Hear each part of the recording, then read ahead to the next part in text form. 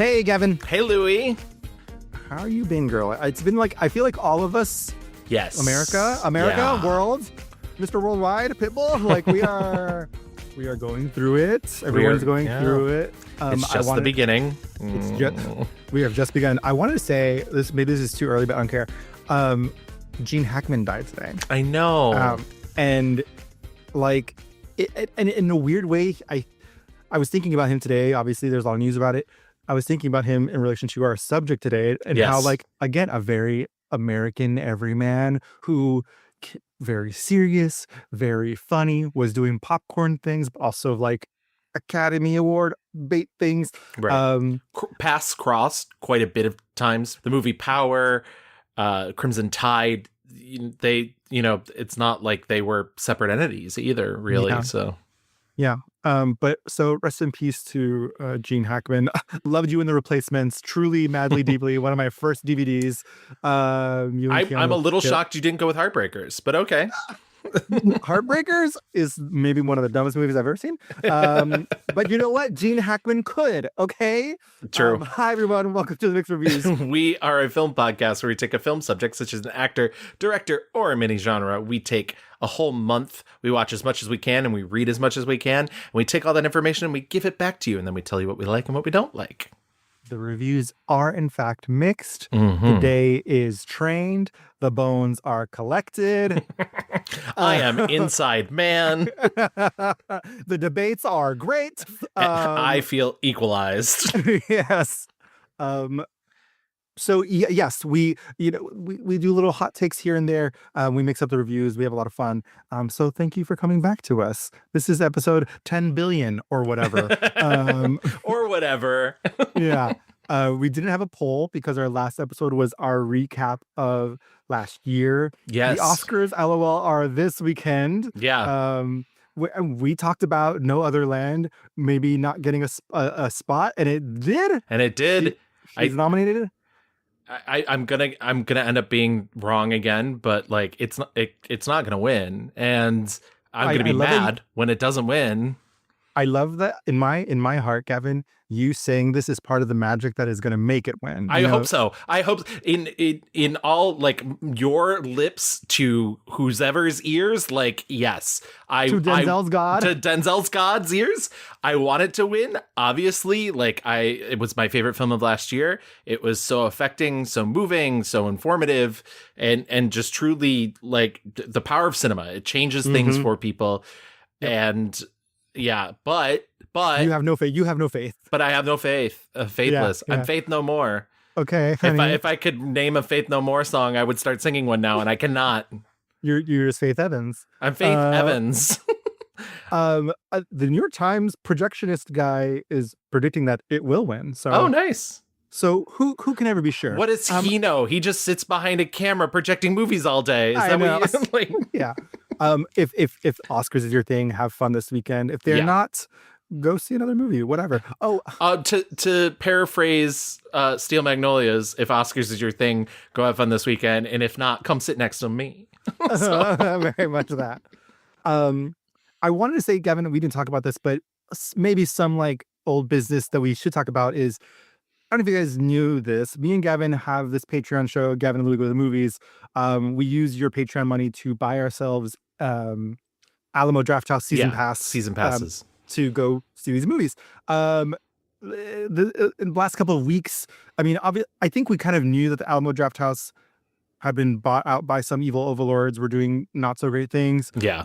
But within the last couple of weeks, it kind of reached a boiling point, and the workers, at least here in New York, that are unionized, went on strike. I think it's New York and Colorado specifically. And essentially, like, not to get too deep into the weeds, but they fired a ton of people in an anti-union sort of move as well, too. It was sort of against the union rules, right, and just unfairly in general, and did tell them that they would maybe have the opportunity to be hired back in the spring when there's more movies, which is like salt in the wound, I feel like. Gross. And so, so obviously our last episode of Gavin Louie Go to the Movies was early January. We've not done one since. And part of that is because we've had complicated feelings. Obviously, neither of us are going to cross a picket line. I wanted to bring this up just to say we are going to cancel our season pass. We have no other old business though, right? No. Okay, so then let's get to it. We are defeating Huns. We are talking about one of like the greatest of all time. Like I don't think it's hyperbole to say that. We are tackling Mr. Denzel Washington, truly an American icon, legend. Just it was a heavy lift. This episode, obviously, he's been in a ton of movies. Yeah. But and I'm gonna say like I certainly didn't watch everything, but I did as best as I can. We have crossed paths with him before. Yes, many times. And it's funny. So if you go back to 2017 when we started the show, there was a document that Louis and I made, a Google Drive document that has a list of like intended subjects, some insane if Louis were to go look back at it, but some like very like the high idea. And obviously our show was a little different back when we started. We didn't have the format down the way that we do now, but there's a list of names of actors, actresses, directors we wanted to, and we haven't hit them all, and especially the more complicated ones, but like one of the very first is Denzel Washington. And we've just sort of put it off because it feels so large. Because as you said, like he is our greatest living actor, essentially. Yeah. He's, when I was mentioning Gene Hackman earlier and I was thinking about Denzel, it's like, it's kind of crazy how Denzel can do anything and make some money doing it. Like he will be in prestige dramas. He will be in Shakespeare adaptations. He will be in popcorn action flicks. He there's, I would argue that like the entire TBS TNT movie universe is like resting on his shoulders. Like he's done it all. Like it's wild. It's kind of astounding that the how much he has shaped American cinema. Like we mentioned, like, so where have we seen him before, Gavin? We talked about him in our Spike Lee episode with Malcolm X, Mira Nair's Mississippi Masala, Much Ado About Nothing with Emma Thompson. Yes. Okay. I was trying to figure out I was like, what episode did we do? I was like, I know we have. Remember the Titans for Ryan Gosling? Yeah, that's true. That is true.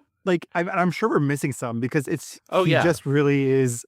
But I mean, we've talked about Philadelphia before with Antonio Banderas, right? So yeah, he's all over our body of work as well.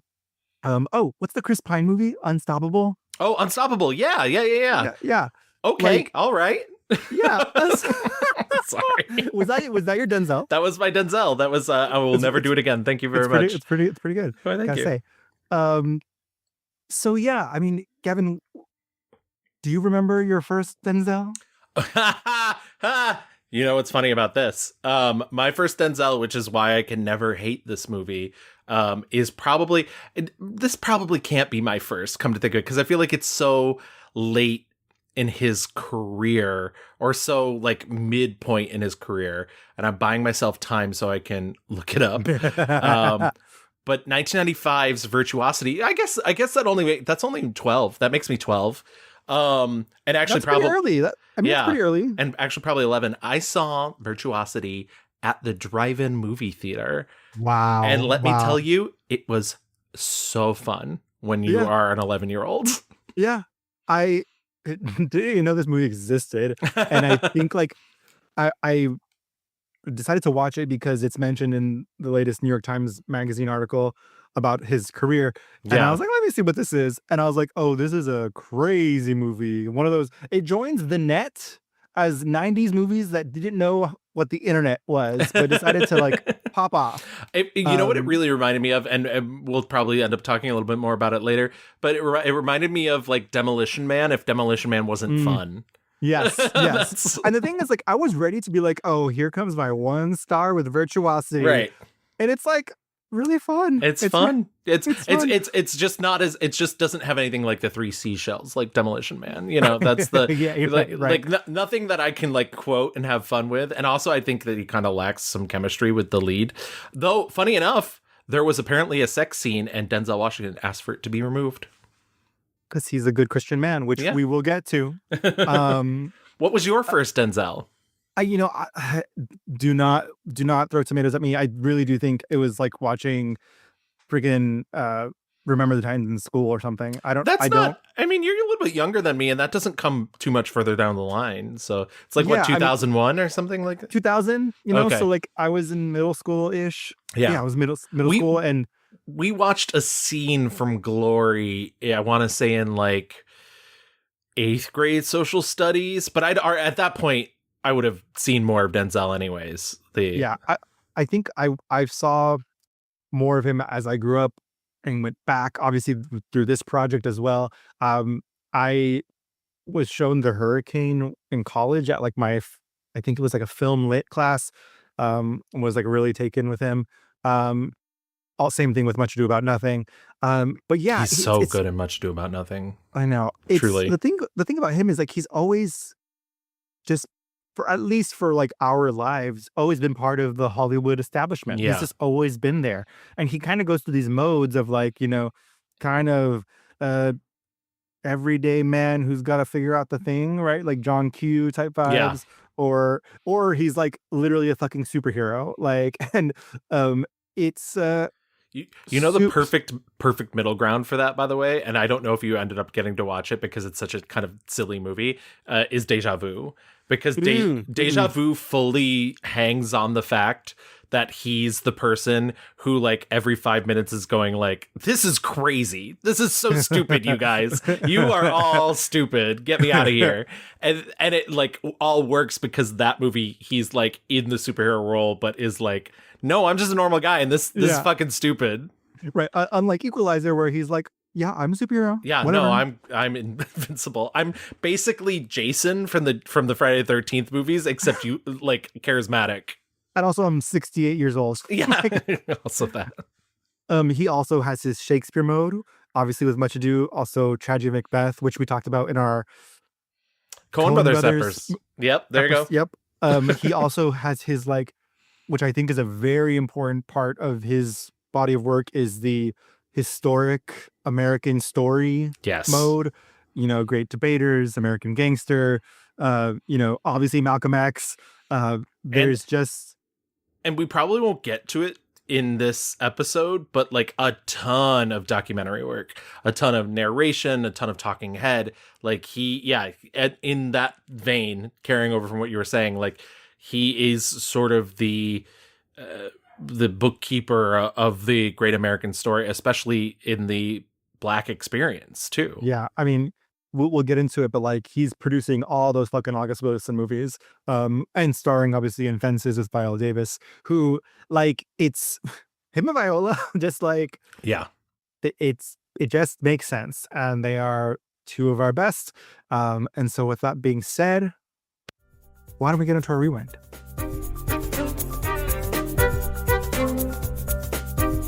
Denzel Hayes Washington Jr. was born December 28th, 1954 in Mount Vernon, New York. His mother, Lennis, also known as Lynn, owned a beauty parlor, which I actually think she didn't get until after his parents' divorce. Yeah, I think I read that as well. His father, Denzel Hayes Washington Sr., was an ordained Pentecostal minister who also worked like 4 jobs. Yeah. He was an employee of the New York City Water Department. He worked at a local S. Klein department store. So he was just sort of, as Denzel has said, like he was there to like keep the lights on, keep the kids like fed and whatnot. Is there also like, am I misremembering this, that his dad is friends with Ludacris's dad? Yes. Or he's friends with Ludacris's dad. Oh, Denzel is friends with Ludacris's dad. Yeah. That's once right. Again, once again, Denzel, 1954. Correct. Sorry. Yes. Isn't that crazy? Like Ludacris, who's a star in his own right, is like, yeah, my dad's good friend, Denzel. Denzel? You might have heard of him, Denzel Washington. When he was 14, his parents divorced, and his mother sent him to a private preparatory school, Oakland Military Academy in New Windsor, New York. Washington has said, this is what ends up changing his life because he wouldn't have survived in the direction he was going. The guys that he was hanging out with all the time have done maybe 40 years combined in terms of penitentiary time. Yeah. They were nice guys, but the streets got to them, he said, in quotes.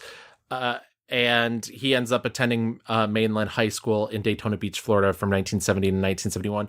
He's talked a lot about that time. In fact, I don't know if you saw earlier this year, there's that really embarrassing interviewer. I don't want to drop which website he works for. I don't want to say his name, but there's just like basically a montage clip of him like kind of getting owned by his interview sources and the one for Denzel was he was interviewing him for Gladiator 2 and he's like, I like to start all my interviews with a curveball and I'm wearing a Kubrick shirt. What's your favorite Stanley Kubrick movie? And Denzel was like, I'm not a movie buff. No, I'm not a big movie fan. I was in the street when he was making movies. He was what's the ones in the 70s? Yeah. Yeah, I'd be the one outside looking to rob you when you came out of a Kubrick movie. Okay? So I wasn't a real film buff. I didn't start acting until I was 20 years old and didn't start really going to the movies till I was 20, 22, 23. Oh. Yeah. So he's like, I don't know, like he's like, I maybe saw like Shaft when I was a kid, but like, yeah. So he was hanging with a crowd. There's also, you and I talked a little bit about this before the episode began, but there's this really fantastic Esquire article called The Book of Denzel, as reported to Ryan D'Agostino, who's a journalist. And he talks about the friends that he has lost that he grew up with that are his no longer friend with who, us. like, killed his brother. Like, yeah, it's very. I mean, it was very hard to not think about our Viola episode, which I famously cried in. But just because like they are both products of where they are from, and also had the chance to change their destinies, by the, I think he mentions that like his teachers before he got sent off to the other school were like, he is smart and he has potential, but like you need to get him out of here. Yeah. And overcomes those challenges, like the things that like the cards were stacked against him and Viola fucking growing up in a house like overrun with rats and shit. Like, that does what happened to both of them doesn't happen for a majority of people. And like, thank God, there were the right people there to help them both out to get on their path and to like let their stars shine. Like, who knows how many people have those talents and that just never get the chance and opportunity to really bloom into these great artists. So yeah, and he's very frank about like, I know I'm like the most famous best actor like you will ever know, but like my life could have been very different, and like most of the people that I knew growing up, it's very different. Like it's funny to think about how all of his kids are now actors and like what their lives or just in the business in general, because I think one of his daughters is actually a producer, but like it's funny to think like, in one generation he's been able to like get go down this different path in life that most of his peers were on, and his kids now are just like living the Nepo baby fantasy. Also, just real quick, his father was very big into the like Boys and Girls Club. That's right. The Boys and Girls Club is very like critical to his childhood. He said, I grew up in the boys club in Mount Vernon and we were the Red Raiders. Like, and so it was a big impact on him as a kid. And it has sort of been like a huge deal with him over his life. And then he sort of has this weird period of indecision. He goes back home. He loves to tell this story about this woman that his mother would do the hair of. March 27th, 1975, a prophet named Ruth Green prophesied that I would travel the world and preach to millions of people. I was flunking out. I had flunked out of college. I was in my mother's beauty shop, and she kept looking at me in the mirror. And every time I looked up, she was looking at me. So she wrote it down. I still have a piece of paper. I've told this story before. Yeah, I was up in Mount Vernon, and I was told to take a semester off from school to think about my, what I wanted to do. And every time I looked up in the mirror, I saw this woman looking at me. And she said she was having a prophecy. She said I would travel the world and preach to millions of people. She didn't say anything about me being an actor or getting back in school, but I have traveled the world, and I am speaking more and more. This era is when he's feeling at his most lost. So like obviously hearing this does a great deal for him. Also, he then takes a semester off and starts working as the creative arts director of an overnight summer camp at Camp Sloan YMCA in Lakeville, Connecticut. And there just happened one night, they do a staff talent show that he participates in, and all of his colleagues are like, hello? Yeah, what are you doing? Like, you're so good at this. But acting sort of chose me. I used to do a lot of work with children, so I was working at a YMCA camp, and we put on a little skit the counselors did for the kids. And I got up there, and I remember this guy, Miles Joyce, when I came off the stage. And I had already flunked out of college. Let me preface it with that. Okay. So I tried everything else. And he said, man, you that was like, you ever thought about like being an actor? I was like, nah. He said, you should think about it. This is a man that is a product of social services. The service of Boys and Girls Club, the services of the YMCA. Like those are, clubs that are, their entire purpose is to serve the community and to like get people off the streets and like give them things to do. And imagine that, like find things that you're good at and like put you down a path. Like these are all, imagine we're like using community resources that are so vital to people. Like it's, oh, America. Oh man. I need a second. Wow. Yeah. Sorry about that. No, you're right. He ends up returning to Fordham in the fall with sort of a renewed purpose. He's no longer feeling as lost anymore. And then he enrolls at the Lincoln Center campus to study acting, where he ends up like in his first year cast in Eugene O'Neill's The Emperor Jones and Shakespeare's Othello. He has said, there was a teacher there that had always wanted to do that, and they just didn't have the students to do it. Anyways, oh boy.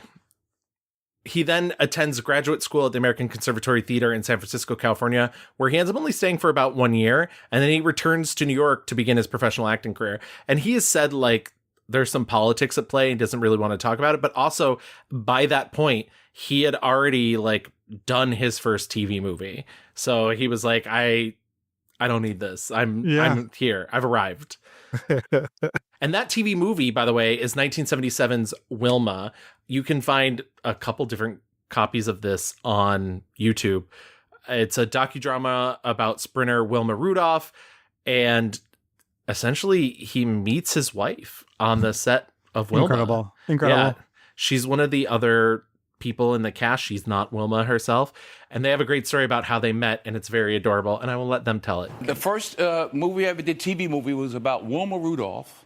And I played Wilma Rudolph's boyfriend, became her husband, and Pauletta was one of the track stars in the. No kidding. Yeah. Wow. But I met her then, but I didn't meet her then. Yeah. Right. I saw her then. A mutual friend of ours who was also in the film had given a party, and Denzel and his friends came at the very end of the party. We spoke again, we were reintroduced.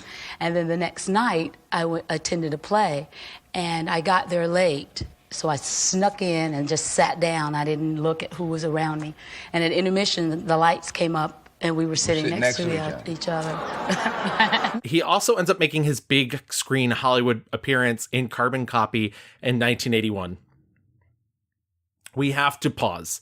And we have to talk. And we have to pause. We have to. Yeah, we have to talk about Carbon Copy. I know you watched it. I did. I suffered through it. So like, it's funny. We have to first say, like, Denzel is aggressively handsome. I think it is no coincidence that, like there are brilliant Black actors throughout history. Of course, looks help. And I think especially for Black men who are stereotypically thought to be, looking imposing or scary or, all that shit, like, it fucking helps when you have a smile like Denzel does. Yes. Because he immediately needs to be palatable for the wide audience.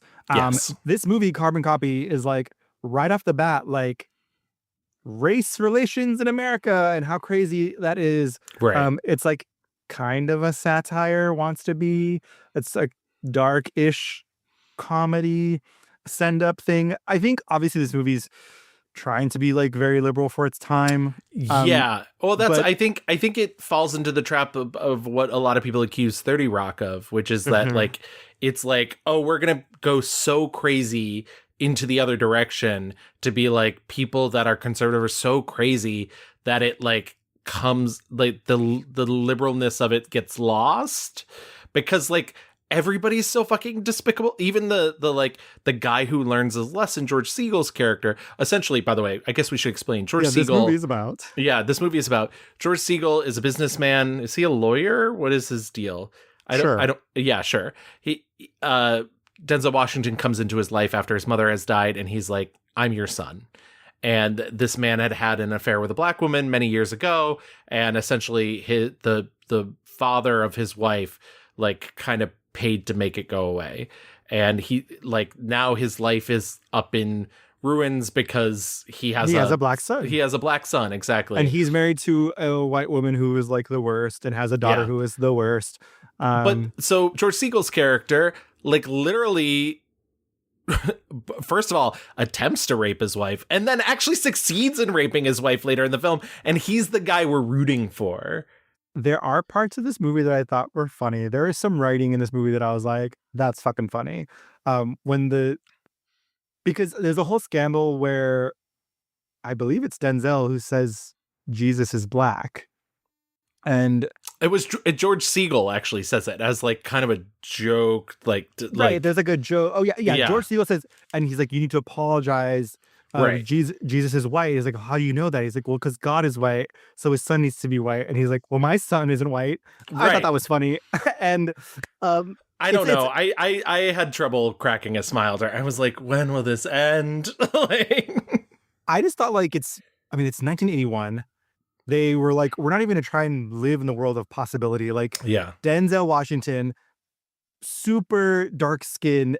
Like, it makes no sense. Like, it's very nonsensical. But you can tell they're trying to like push buttons. Like, they tell him like, do not whistle the African American national anthem. Like, they're like, in this house you don't. So they're very much trying to like be like, fuck. All like let's push some buttons. Obviously, I don't think it's successful. Right. But I will say Denzel, handsome as hell, charming. Not to compare him to another black actor, and especially because Eddie Murphy only joined SNL in 1980, but it was very clear that was the vibe they wanted out of Denzel. I didn't even consider that. You're right, totally. And I don't know like what like. But it was like clear that was like on the brain of the people making the movie. I don't believe it. Lorraine was a lovely person, intelligent, cultured. It's just too much of a shock for me to accept you as her son. Well, if that's too much of a shock for you, you're liable to go into a coma when you get behind this. Hi, Daddy.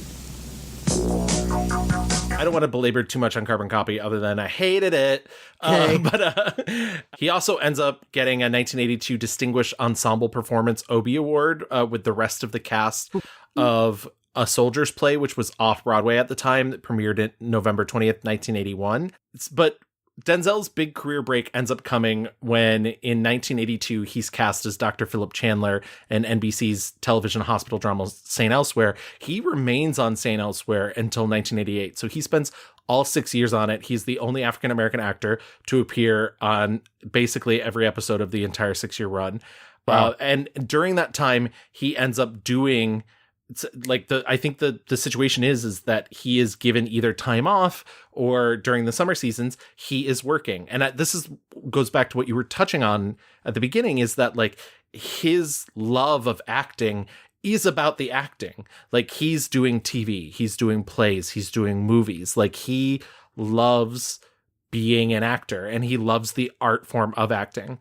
Those movies that he's in during the time that he's on St. Elsewhere are A Soldier's Story, which is the big screen adaptation of A Soldier's Play in 1984, Hard Lessons in 1986, and Power in 1986. Power is Richard Gere. He's like a campaign manager. He's constantly drumming his things. And he really is constantly just drumming his things. Drumming. You also have Gene Hackman, and actually, I think this is maybe one of the lesser good performances from Gene Hackman in a movie. I was like, has Gene Hackman ever met a drunk person before?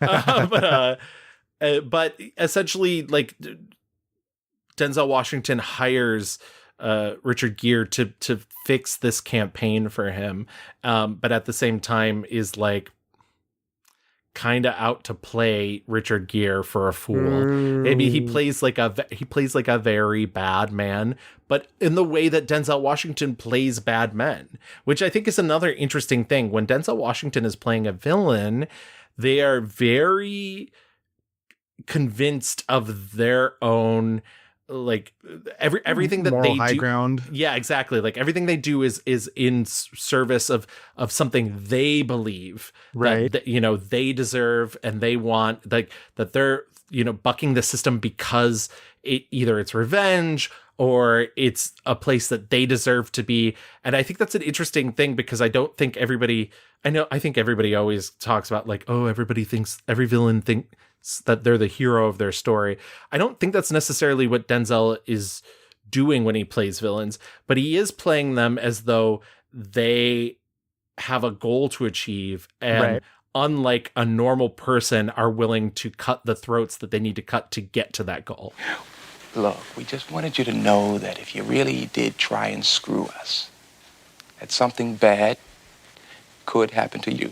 Now, that's the message we were trying to convey. Now, the plane, the phones, merely dramatic illustrations. Don't you walk out on me. Oh, you think it's all some kind of game, don't you? Huh? You just walk in, you jerk the locals around, you put in who's ever paying you, and you leave. Well, it is no fucking game. Look, you are deciding who's running this country, who's running other countries. Now, I care about that. My clients have to deal with the consequences. You don't give a shit. Right, because even in the cutting of the throats, like, his cause is just because, like, he wants to win. Like, yeah, exactly. And if I'm going to win and someone has to, like, fall by the wayside, like, then so be it. It's so interesting that, like, he's a rare breed of person who's able to do TV and kind of easily transition back and forth. We've had some people do that, like George Clooney, but, like, it's very rare, especially in this era where it's like, if you were a TV person, like, you are banished to TV, forever. I thought of the George Clooney comparison actually too, because George Clooney obviously starts on a medical drama as well with ER. I think the difference is that Denzel manages to sort of straddle both worlds back and forth, whereas once George Clooney has to, like, finish and then once he on. took off, he, like, was like, okay, I'm doing movies now, like, right. And also what's also crazy is it's like the amount that is prolific, like, off the bat. It's like he gets the show, he gets all these movies, and starts racking up, like, Oscar nominations, like, pretty quickly. It's kind of a meteoric rise for such a young person who didn't have really any ends anywhere. It's just like the talent was so apparent. And speaking of that Oscar nomination, 1987, he ends up starring as South African anti-apartheid political activist Stephen Biko in Richard Attenborough's Cry Freedom. And he ends up getting an Academy Award nomination for Best Supporting Actor in that movie. I watched this movie, even though it's 3 hours long, and I think Denzel is great in it. So no, like, he definitely deserves that nomination. But I think the movie is very flawed. It's him and Kevin Kline, and the movie is about sort of a two-hander, even though there's many other people in it. It's Stephen Biko, who is this anti-apartheid political activist, and Kevin Kline as this white reporter who's, like, trying to get his story out, and, like, the stuff that he faces in an attempt, like the threats to his family, the like itching powder given to his children and whatnot that causes. But in the third act, it then mostly becomes, how is this white guy going to get out of South Africa and tell this story?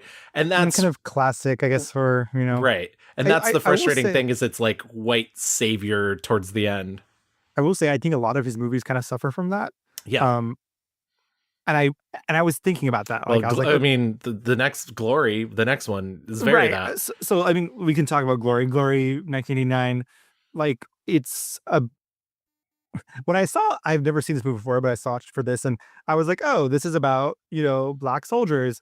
LOL, it's about fucking the white guy who's in charge of the black soldiers, and like how he's what's it? It's Matthew Broderick. Which at first I was like, this is a crazy casting, but it kind of works because like you kind of need sensitive.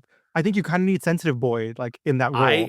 I could not disagree with you more. Really? I understand what you're saying about like sensitive. I actually agree with that. I just think he's like so in over his head and so just like kind of neutral ground the entire time. I will say, like, I think the vibe is he has seen horrors of war. Yes. Right? Like he's very shell shocked. I also kind of felt like in the movie he is a Nepo baby. I'm like, why is he in charge of this? Like there's really no reason except like daddy is like has power and has put him in charge. And so the vibe is kind of he's in over his head. Yeah. But anyway, the movie's very much like white guys teaching black guys, how to be good American soldiers, and like what a good thing it was for these whites to let black people have like, I don't know, dignity, respect, freedom. But yeah, like, I was thinking a lot about like, okay, so Denzel Washington is, Hollywood's icon in this time when, civil rights and liberties for black people are, always in fluctuation, always in, and it's part of me is like, is it better? Are we better off with these, movies? Like, do we need, like, it's the idea of like incremental steps type thing, Right. I don't, this idea of mine is not fully formed, but I was like, is it more of a service or a disservice? A part of me is like, I'm glad that like Gloria exists. Right. I'm glad that like, the hurricane exists, but like, are they perfect movies? Right. No, but like they are, kind of, we got to get the black people in front of the whites who are scared somehow. Right. And it's like not perfect. And like, I feel kind of gross saying that, but like, we're not in a perfect world. Like Right. No, I think you have a point. I just wish I'm not disagreeing with anything you're saying, in fact, but I just wish that like we were in a better place than like, so there's this very famous scene in Glory. Glory is about the first black troop of soldiers that were fighting for the Union in the Civil War. And there's a scene where Denzel Washington, I know. Denzel Washington disobeys. He runs away, which you then find out later that it was because he was trying to get shoes for the grotesques. For his fellow soldiers because they didn't have shoes and they were being worn through. But he ends up having to be whipped. And the thing is, historically, and I'm not saying that stuff like this probably didn't happen because it maybe did, but historically, like whipping another person in the armed forces was illegal at that point in time. And so there's nothing to say that actually happened. And that feels like a Hollywood creation to be like, look at this inhumanity, white audience that we're putting this black person through so you can understand that they are human as well. Right. And it shouldn't take that much, but it does. And so I think I'm like saying yes to what you're saying. Oh, I see. So the white man give you a couple of stripes. Next thing you know, you hollering, ordering everybody around like you the master himself. Nigga, you ain't nothing but the white man's dog. What are you? So full of hate you just want to go out and fight everybody. Because you've been whipped and chased by hounds. Well, that might not be living, but it sure as hell ain't dying. So he wins the Academy Award for Glory. Right. And I will say that scene you're describing, harrowing, and he is just incredible. Like he's not, that's the power of Denzel. He doesn't have to do anything. He doesn't have to like, go big or whatever. He's just kind of standing there taking it. And like the camera fucking loves him and is just like slowly going on him. And like he gets the one fucking tear down perfectly. Like it's almost cliche how perfect the entire, like the scene is, because he just eats it all the way up. You can see everything, all the trauma, all the pain in his face and eyes, and he doesn't say anything. It's incredible. I agree, and he deserves that Academy Award for that movie that I don't particularly like that much, but I think he's great in it. I also real quick, and I promise to be very fast before we leave. Unsung hero of that movie, Andre Braugher. I love Andre Braugher. R.I.P. 100%. But like literally, why was Andre Braugher not like one of the biggest stars in the world during the time that he was alive? Yep.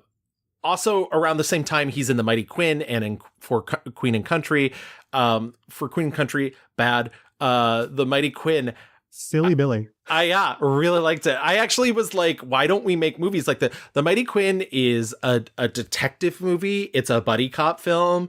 It's a mystery. It's a political thriller. It's a fucking musical. Like, it's a musical. Like, also shout out to Robert Townsend. Townsend. I must say, like, I think the vibe of Denzel also is like all boats are lifted, whatever that fucking metaphor is. Yeah. Because like high tide raises all boats or whatever. Yes, like, I mean, because we get Robert Townsend, we get Andre Braugher, like we are getting other very fucking good black actors who, and again, Morgan Freeman in Glory. Yeah. Yes, I'm a part of me is like, it took someone as handsome as fucking Denzel to knock down all those doors and to make these films to populate with these other actors who are just as good but not as handsome as Denzel. And let me tell you, there is a lot of women who play wives of Denzel Washington in these films, and some of them are great and some of them are memorable, but very few are like on par with Denzel as much as Cheryl Lee Ralph in The Mighty Quinn, who is just giving it to him with her Jamaican patois, just like the whole. And she's a pop star. And she's a pop star. You change on me, Lola. I did not change. You changed. You know something? I'm not going to fall into this trap, Xavier. What trap? The trap of being your stupid little wife while you run around messing your head up with shit you said you never even wanted. All I was trying to do was find a way. I'm trying to make it better for both of us. How? How? By waiting to get invited to the governor's lawn parties? Well, let me tell you something. You never will be because you're not one of them. But then again, you're not you either. So tell me, who are you? Like Mighty Quinn, good time.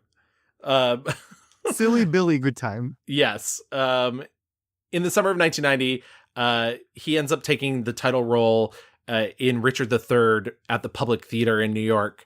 Once again, this is the thing where it's just like he just keeps bouncing from stage to screen. I think he's mostly done with television at this point. I mean, he still every now and then does like a pop-up in something, but he has an Oscar now. He's fine. Exactly. And he has also said, I found a great interview with him where someone was like, so do you ever have to audition anymore? And he's like, I haven't auditioned in 40 years. Please, Diva. I don't know if it's 40 exactly. I won an Academy Award in 1989. That's How many right. years ago was that? So that would be 35? I'm sure that correct? nobody asked me to audition after That's that. crazy. I may be wrong. love that I for may you. be wrong. I may be wrong. I don't know. I mean, do you miss that?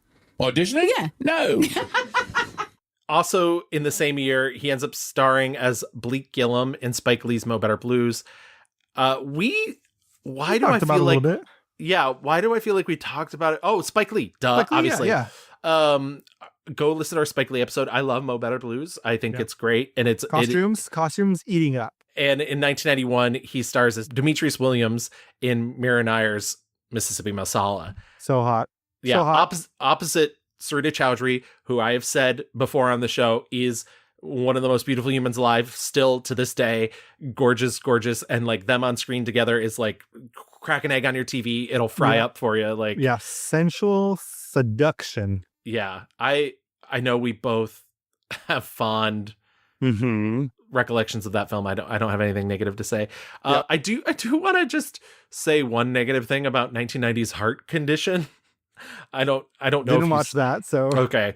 Go off though. He plays Napoleon Stone, who's an ambulance chaser who dies in a freak accident, and his heart gets put into Bob Hoskins, who not only just hates him in general because he's also been sleeping with Bob Hoskins' ex-girlfriend, but also is a virulent racist and a known virulent racist. And so Bob Hoskins starts seeing dead Denzel Washington and like he's advising him. And it's just this shitty, once again, it's another movie on racial themes, but it's like the it's how many times can you hear Bob Hoskins say the N-word? Like, it's Right. just, I was going to say, like, it's the carbon copy of it all, like, where it's like, yeah, it's a very strange thing. I think Americans broadly love the thing of like, uh-oh, racial whoopsie doopsies, and like, racial whoopsie doopsies. Yeah, like, you know, I mean, correct. like, there's a reason why people love white chicks, and it's Yeah. because like we have this fascination of doing the taboo, doing. I mean, I Right. think white chicks works because it's black men Right. playing Well, white women who, like, you know, exactly. like, they have Like, power. But right. I was just gonna say, like, the reasons white chicks work is because reverse racism doesn't exist. Right. Because like there's a power dynamic that has white people have power over black people, not Right. when when black people are making fun of white people by like singing Vanessa Carlton, that's not offensive. Right. But like when it's white Right. people who are like, uh-oh, through the magic of like whoopsie doopsies or whatever, I get to say the N-word now. It's like the, you know, but exactly. But I think like broadly Americans like kind of having the excuse and being like, listen, I really don't mean it, but like, should we all just like kind of tee-hee and laugh at this like thing we shouldn't be? And it's like fucked up, but it's because our country's fucked up, you know? He does action thriller Ricochet in 1991, which is just a wild, insane movie. But shout out to Russell Mulcahy, our gay action movie director. Love him, even when he makes shit. And let me tell you, Ricochet is about half shit, but that's okay. John Lithgow, who unfortunately R.I.P. in our memories now. Sorry, I know. But yeah, like Ricochet is like, if you want a wild ride, if you want like pure 90s adrenaline, like, but also just real quick, because we're about to hit like a big turning point for his career. I do want to say, I do think it is really interesting that Denzel Washington, obviously he's very handsome, right? And he's got a good body, but it's not jacked Arnold Schwarzenegger, Sylvester Stallone. No. And he's starring in these kind of action movies that they would normally be in. And I think it's an interesting turn towards our action star, because people complained in the 90s. They were like, suddenly like, oh, our action stars aren't like these buff, you know, like behemoths anymore. They weren't aspirational anymore. Like the Right. 80s were like with Rambo and Right. like all that stuff. Like that was kind of fantasy. Right. Denzel is never really playing fantasy. Like these are like kind of salt of the earth guys who like you could know, and that's probably a big reason why people want to go see the movies. Like go see him. It's like, yeah, I know this guy. I know this neighbor. This is, you know, the black guy who was non-threatening type vibes. Like that's really kind of what's going on.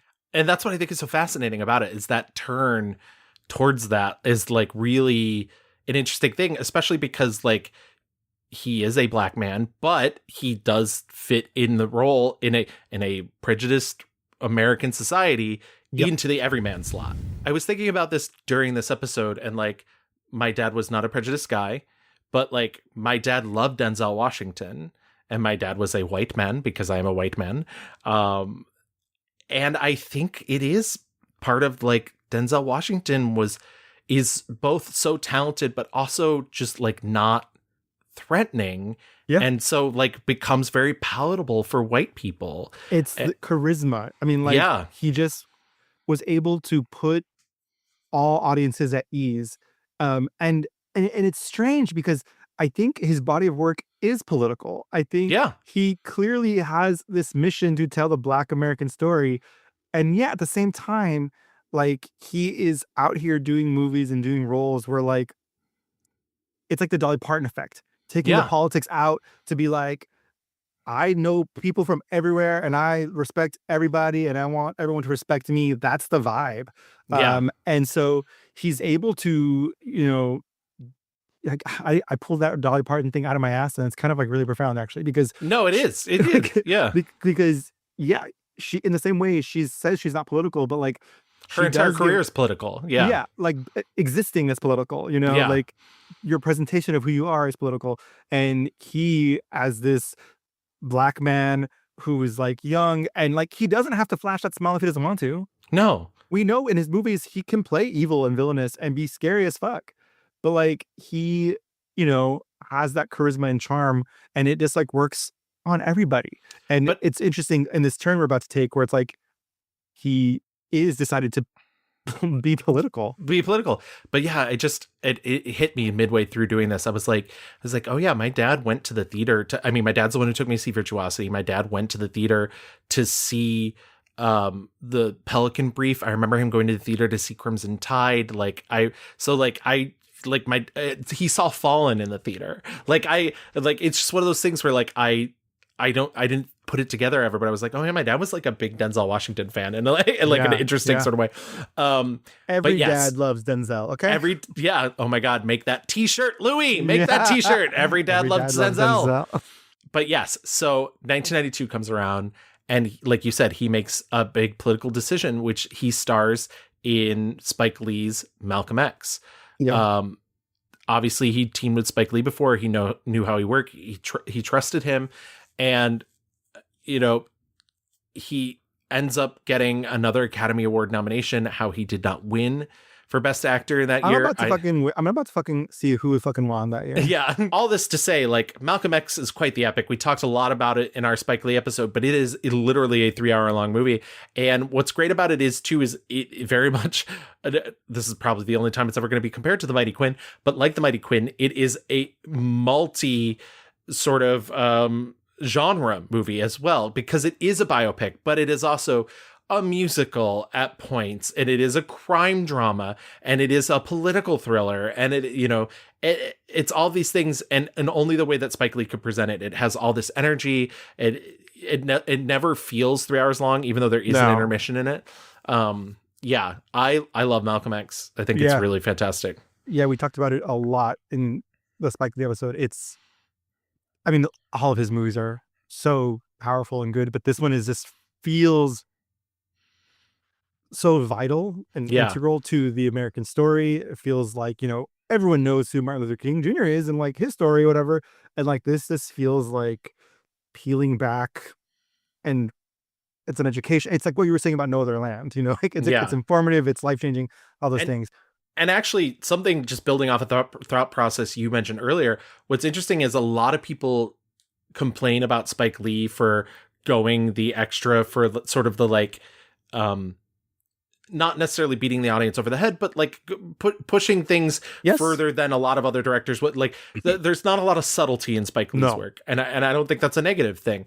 But it's interesting that people have those complaints when it comes to things like the fact that Nelson Mandela is in the end of Malcolm X, being a teacher in South Africa and educating children about Malcolm X and his ideals, versus having white people say the N-word to prove to the audience that oh, this is a bad thing. And it's interesting that when Spike Lee does it, when it's about something that's challenging, it becomes threatening to an audience. But when white people do it, it's okay. I think it's a very good point to bring up that in the same way that these movies that are mostly made by white people, where we're having to educate the white audience in a very kind of non-threatening, there's a good white person who did the right thing. Yeah. That we were talking about earlier, in Glory. In Spike Lee's version of that, it's I'm not going to be subtle at all. I am educating you guys. I need you to know the truth about my people and our story. And it's it feels more purposeful, and it feels more he's a historian. I think Spike is a historian. I think Denzel's a historian. Al Pacino won for Scent of a Woman. Oh, boo. Fucking boo. Boo. Clint Eastwood. Clint Eastwood was also down here for Unforgiven. Robert Downey Jr. for Chaplin, LOL. And Stephen Ray for The Crying Game. Jesus! I like Stephen Ray. I saw Stephen Ray on the stage when I was in Ireland. But The Crying Game. This all seems like a walk for Denzel. Honestly, I don't understand. But yeah. Oh boy. Yes. More things said about Malcolm X, the better. I do often think of that scene where he's about to go speak somewhere, and this young white girl comes up to him on a college campus and is like, "What can a non-prejudiced white person like me do to help further your cause?" And he just goes, "Nothing," and walks by her. Say that. Get to the back. Get to the back. After 1990, Malcolm X is the only movie in 1992 that he does that comes out. But 1993, also a big year. He does Philadelphia, The Pelican Brief, and Much Ado About Nothing. Pelican Brief, maybe the least of these three, but huge because it's a John Grisham adaptation, and Julia Roberts. There's obviously chemistry between them, but there is never a kiss, which says something about 1993's audiences. I also vaguely remember there being like some like kerfuffle over Denzel Washington being cast in that role because he's a white man in the book. But don't quote me on that. I have not read the book, so but I vaguely remember there being something. However, Kenneth Branagh's Much Ado About Nothing. Gorgeous. The right noise. He's the straight man in this. Yeah. In this comedy, this farce, but he also is kind of the one who has the ingenious plot to make his good friend and his cousin or whatever the fuck fall in love, Emma Thompson and Kenneth Branagh, and so it's by his design. He's playing Cupid. He says, let us play Cupid and have these two people who are ornery fall in love. If we can do this, Cupid is no longer an archer. His glory shall be ours. For we are the only love gods. Go with me. I will tell you my drift. Beautiful movie. Like, hey, Nani, hey, Nani, hey, Nani. And just to say, like, his charm really shines through in playing this role, but which is, it's showcasing his mastery of the bard. Like, when was the last fucking time you saw a action cop hero guy doing Shakespeare and doing it well? Like, God bless Keanu. Like, I know struggle bus for her, but like literally Denzel has his own fucking John Wick series in The Equalizer, and he's doing this. Okay, like, get you a girl who could do both.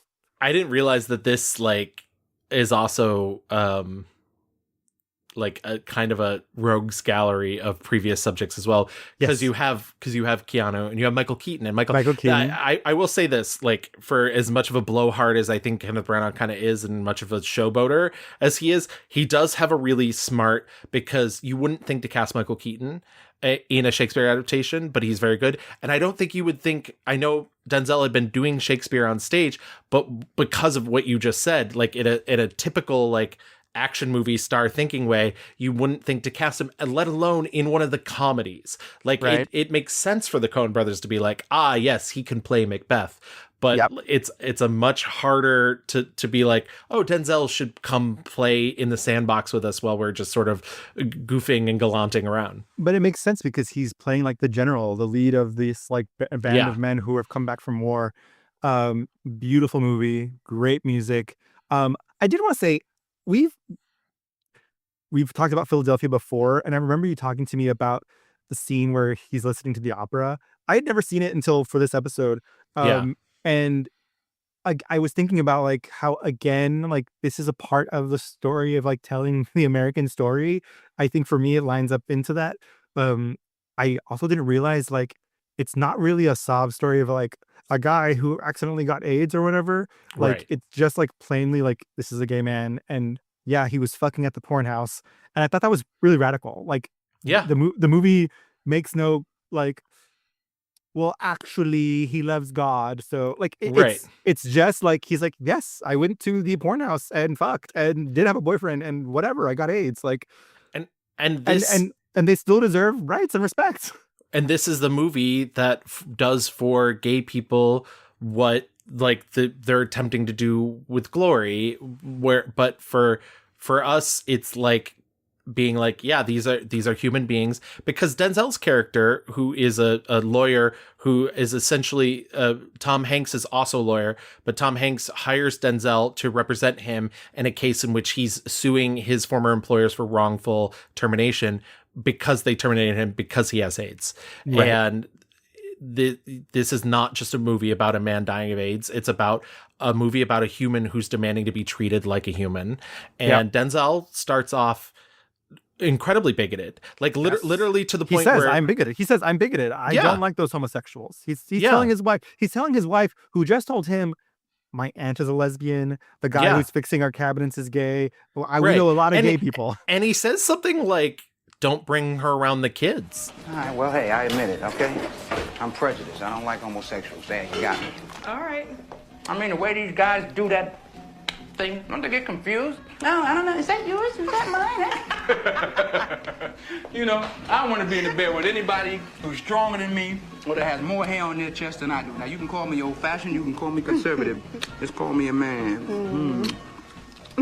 Besides, I think you have to be a man to understand how really disgusting that whole idea is anyway.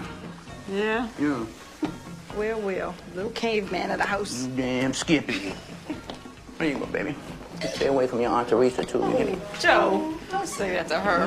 Think about it. Those guys pumping up together, trying to be macho and faggot at the same time. You know, I can't stand that shit. He's learning that, like, oh, I need to stop. I mean, after the first time Tom Hanks goes and meets with him to ask him to represent him, he goes to a doctor to make sure that he has not been exposed to AIDS. Yeah. And there's things in Philadelphia that have not aged well, I will say. But I think overall, it's a gorgeous, beautiful movie. It makes me cry every time. Yeah. The amount of like character actresses that gay men love, Ann Dowd, Anna Devere Smith. Like, I was thinking a lot of the same way. Like, this is a movie about a homophobe, and like, they don't soften on him. Like, they don't this is. And I was thinking like that's probably like a good 3/4 of the, like what guys were like, where it's just like, I don't want to be around that. I don't want, not whatever.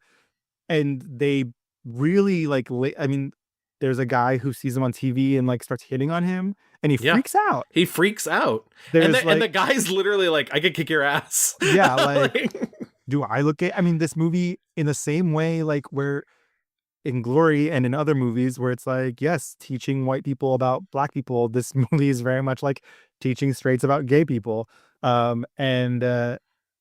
Is it perfect? No, but I think it's beautiful and I'm glad it exists. And after agreed on all of that. His next movies don't come out until 95. And like I'm actually just gonna consolidate the rest of the 90s. From 95 to 2000, he does Crimson Tide, Virtuosity, Devil in a Blue Dress, Courage Under Fire, Preacher's Wife, Fallen, He Got Game, The Siege and the Bone Collector, and The Hurricane. I had never actually seen Crimson Tide, even though my dad really liked that movie. Another Gene Hackman. Crimson Tide's so good. And like, in terms of like solid action thriller, really good. Tony Scott really knew how to put together a movie. Sometimes it's much crazier down the line, but back in 95, he was really working on all cylinders. I will say, Tarantino script doctored that movie, and you can tell because there's like that weird like exchange about the Silver Surfer and Mobius and whatnot. And I guess Tarantino showed up on set at one point, and Denzel cornered him about the use of the N-word in Pulp Fiction and why he thought it was okay. Ooh. And I guess they've since like they're cool now or whatever. But I was like, damn, I would not want to be on the receiving end of Denzel. Get his fucking ass. Get his fucking ass. Like, oh, your art depends on the N-word. Cool. Yeah, exactly. What's up with that? Virtuosity, we touched a little bit on. It's an action movie. It was Russell Crowe's big break in Hollywood. Him and Russell Crowe love making movies together. They do. And honestly, they're good. They're good chemistry together. But Virtuosity is literally about an evil computer program played by Russell Crowe who gets into the real world, and he has the mind of 100 serial killers, and he's like an animaniac. Yeah. And he's going for revenge against Denzel Washington, who is a former policeman who is accused of murdering a serial killer who killed his wife and daughter. And it's fun and fine. I don't want to touch on all of these, but I do just want to say Devil in a Blue Dress, which we talked about for our Don Cheadle episode. Yes. I love Devil in a Blue Dress. There should be 7 more movies about this character. The Easy Rollins that he plays is a book character, and there's a lot more books, I believe. And there literally is no reason for there not to have been other than he's black. Like, I think if this were a white man, we would have had like 20 Easy Rawlings movies by now. And they would all been played by different guys and no one would care. Yeah, exactly. Courage Under Fire, we talked about in our Meg Ryan episode. Like, literally, these are all people. He Got Game is in our Spike Lee episode. But in 2000, he's in Remember the Titans, which we talked about in a Ryan Gosling episode.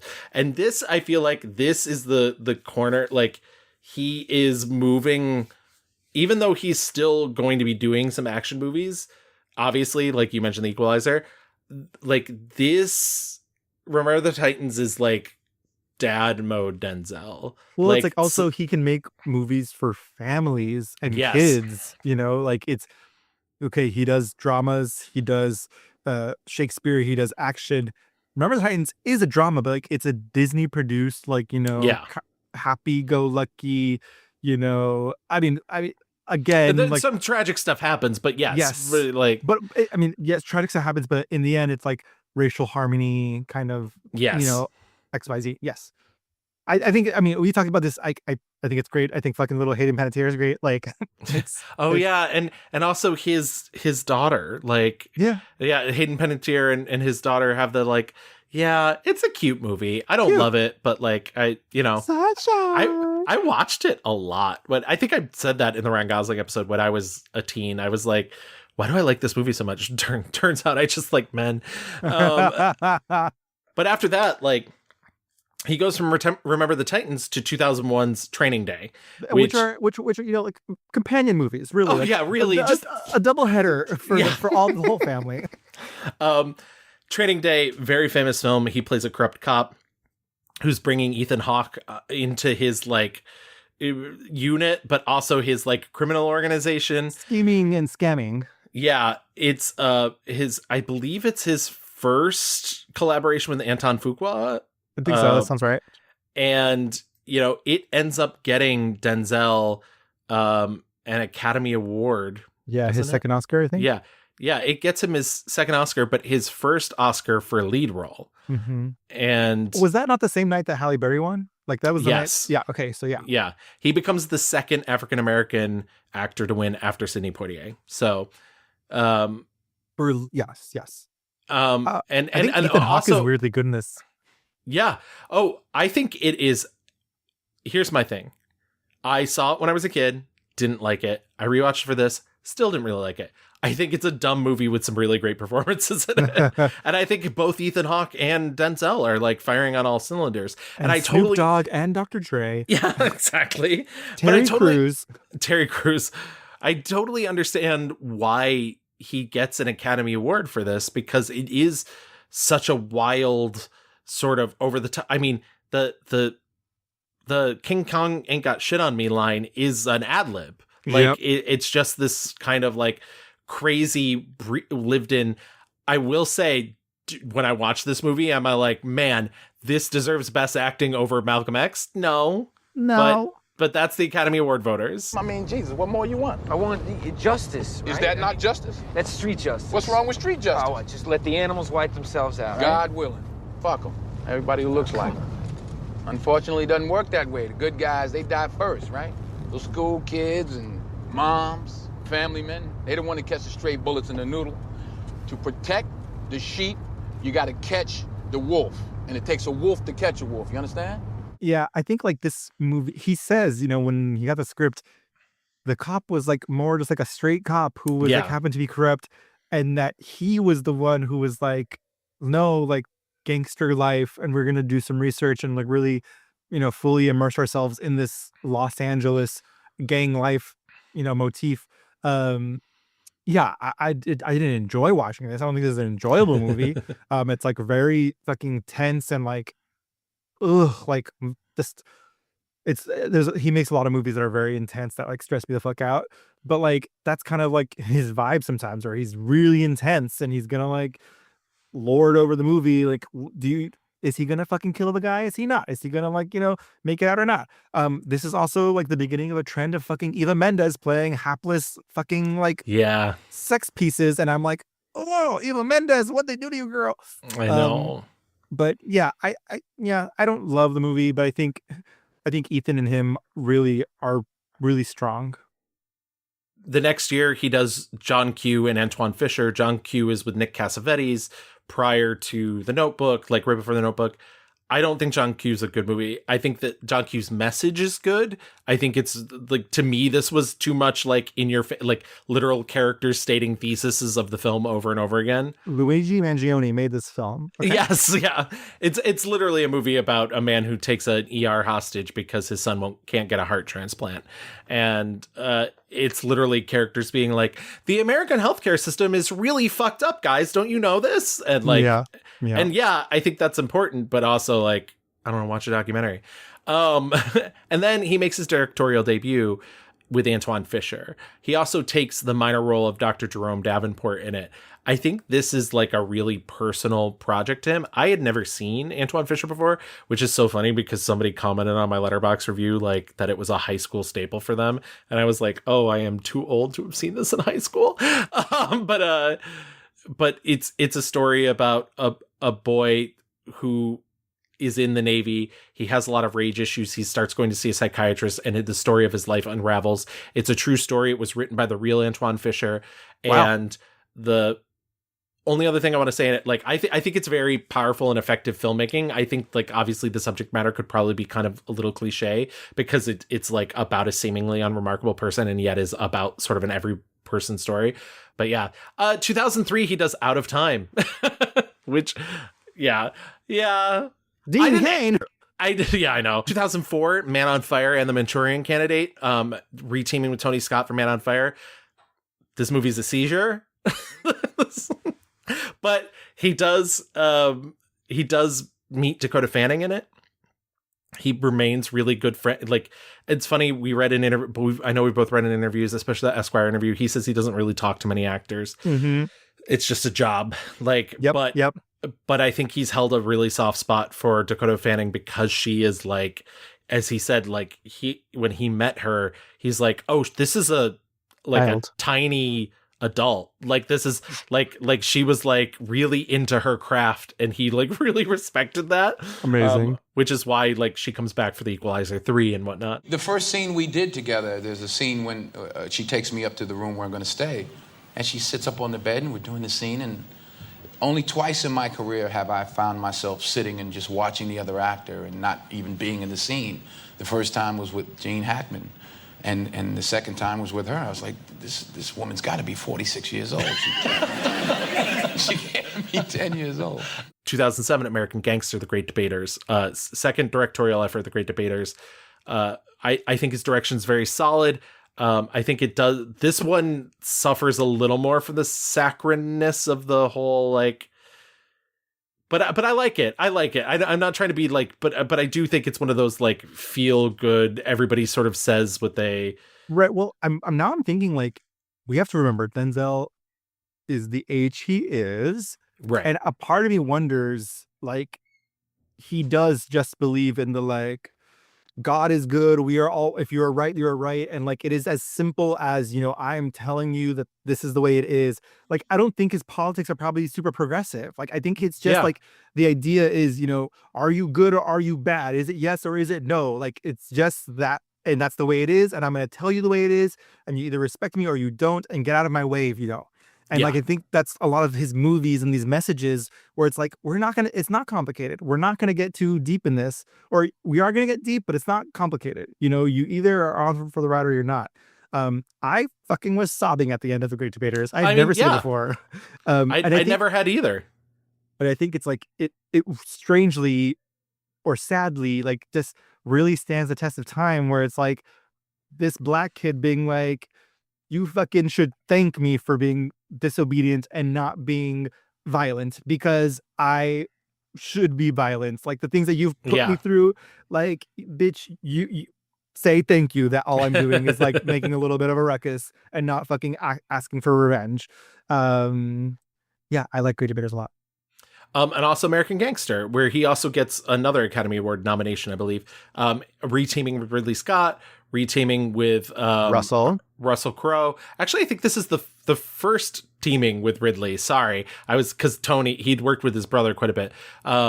he plays a gangster, and this is very much sort of He's in line. American. Yeah, sort of in line with what you were saying though, where like he's a really bad guy in this movie, but also like because he's Denzel Washington, because he really like lets you feel for him, you do question like what is the system that causes him to, you know, because the thing that leads to his rise is the fact that he's able to game the system because it's a racist fucking system.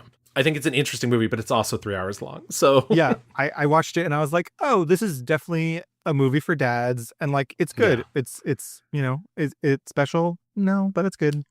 I want to say, and I'm not trying to be too mean, but I want to say everything after 2007 until 2016 is a very weird, you know, we talk about career dips all the time.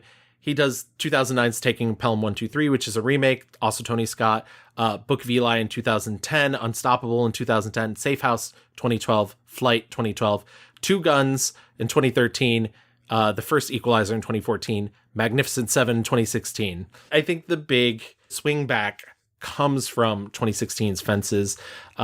The August Wilson estate contacts Denzel Washington, specifically August Wilson's wife. August Wilson passes away. He's an American playwright. As Denzel Washington has said, you know, he's up there with like Eugene O'Neill, and he is dies kind of young. He dies at the age of 60. So, but he wrote 10 plays. It's called The Century Cycle. 9 of them take place in Pittsburgh. They're very important pieces of theater. In 2010, Denzel is on Broadway with Viola Davis in Fences, wins the Tony Award. And so when August Wilson dies, his widow contacts Denzel and is like, we would like to entrust you with ensuring that these August Wilson plays get turned into movies. I mean, it's a gift for me. I mean, I'm like, wow. At this age of mastery or whatever you want to call it, they said, would you take care of August? And I said, I'm just a man for the job because I'm in the service business. You know, I'm done. I've done well. I'm okay, and life has been good. And to be asked to take care of his work is an honor. It's a responsibility, but sure. Yeah. The initial deal is set up at HBO with the promise that he will direct and star in an adaptation of Fences that will go theatrical. And I don't know exactly what happened with the deal, like where the rights happen. The deal eventually gets shifted to Netflix, which is why the next 2 August Wilson adaptations, Ma Rainey's Black Bottom and The Piano Lessons, of which he is only a producer on those, they come out through Netflix. Fences is incredible. Yeah, we talked a lot about it in our Viola Davis episode. She's truly the powerhouse. She has talked about how he like I said, he also directs it, how he made her realize things about the play that she couldn't even get from doing it on Broadway with him. And yeah, I think it's a really, really powerful, complicated.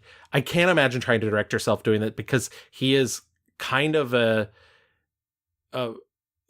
he's not a rotten man, but he's not a nice man. He's a very, he's a man of stone. He's a man of like, you know, who's been beaten down. I mean, it's crazy because like August Wilson's, he's a master, and imagine like, it is just, thank God the stars aligned for us to consume this masterful work done by 2 masters of the craft.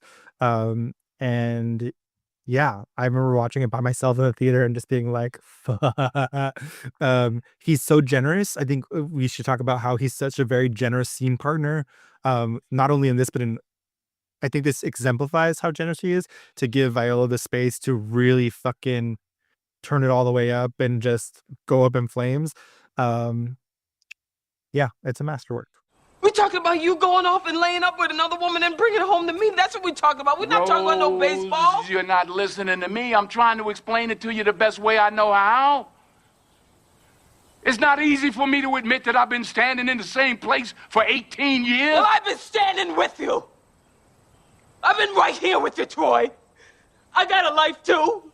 I gave 18 years of my life to stand in the same spot as you. Don't you think I ever wanted other things?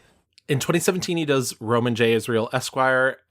We ended up talking about this movie in our Colin Farrell episodes. Once again, he's just hitting all the... I fucking love this movie so much. I truly love this movie a lot. Your face says that maybe you do not. I don't love the movie. I think it's complicated and weird. Like, it's a strange little movie. I watched it. I didn't watch it for Colin, but I watched it for this. And I was like, that was so strange. And like, unlike... it's the structure of it is not like many movies. I thought like there's a lot of like kind of dips and action and rising in like weird places. And not saying it's like bad or wrong, but it's I just think like, you're right. It's very kind of bizarrely written and put together, and kind of like brutal but I guess like the whole... I was like, Roman is an unlikable character, so it's hard to kind of get in. But I was like, but this is the point. But I don't know. I just I'm really impressed. But I've become like a little bit of a mark for him because I also liked Velvet Buzzsaw and nobody else did. So like, he's got your number, babe. Yeah, he really does. Equalizer 2, 2018, Ma Rainey's Black Bottom in 2020, in which he was a producer only. The Little Things in 2021, Tragedy Macbeth in 2021, and he directs and produces a film called A Journal for Jordan in 2021. I think that's like literally one of the only things I didn't watch because I knew that he wasn't in it. And I was like, I've seen him direct. I know. I hated The Little Things. I have not watched it since it came out. I did not watch that movie, but somehow I still feel this pull to give it my 1 star. I don't know why. And Tragedy Macbeth, he plays Lord Macbeth. It's a great performance. It's a wackadoodle, like very like drier sort of esque film, black and white, like really intense close-ups and very expressionistic and whatnot. And it's him and our good Judy gal, Frances McDormand. But because it's on Apple TV, no one will ever see it. So sorry. Prithee, peace. I dare do all that may become a man. Who dares do more is none. What beast was then made you break this enterprise to me? When you durst do it, then you are a man. And to be more than what you were, you would be so much more the man. I have given suck, and know how tender 'tis to love the babe that milks me. I would, while it was smiling in my face, have plucked my nipple from his boneless gums and dashed the brains out, had I so sworn as you had done to this. If we should fail. We fail. But screw your courage to the sticking place and we'll not fail. Equalizer 3, 2023. I did not realize Equalizer 3 was like literally 2 years ago. And did you fucking hear in his interview? He's like, people seem to like Equalizer, so I'm going to do the 4th and 5th one. Yeah. My favorite thing in that interview was actually, he was like, they asked me to do another Equalizer.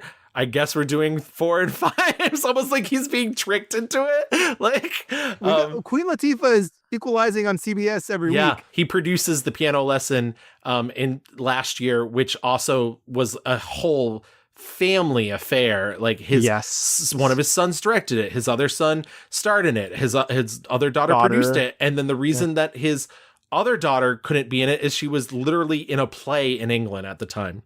Yeah. So yeah. And then Gladiator 2, which just came out last year.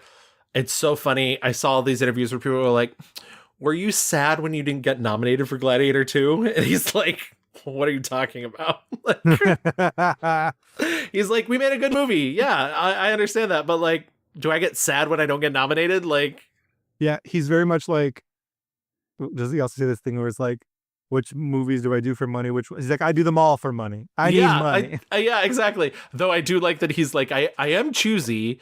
I've taken every job for money. There's no job I've taken where I went, you know what? You guys just keep the money. I'm just so happy to be. I'm just so glad to be an actor. I don't even want the money. My kids, we'll work it out. We'll homeschool them. Especially Virtuosity. I had some bills to pay. Virtuosity definitely had something to do with tuition. We'll talk more about what's coming up next when we get to our fast forward, but there's been a lot of talk about, what's the next in the Century Cycle plays for movies. what Marvel director he's been talking to about possibly. But we'll get to that in the fast forward real quick in terms of his personal life. I did mention that in 1983, I did mention that he met his wife, Pauletta Pearson, on the set of a movie. And on June 25th of 1983, they were married. And they have 4 children together, John David Washington, Katia, Olivia, and Malcolm. I didn't realize Olivia and Malcolm were twins. Goodness. Twins and twins. Like I said, they're all in the business. He has been with his wife for 40 years.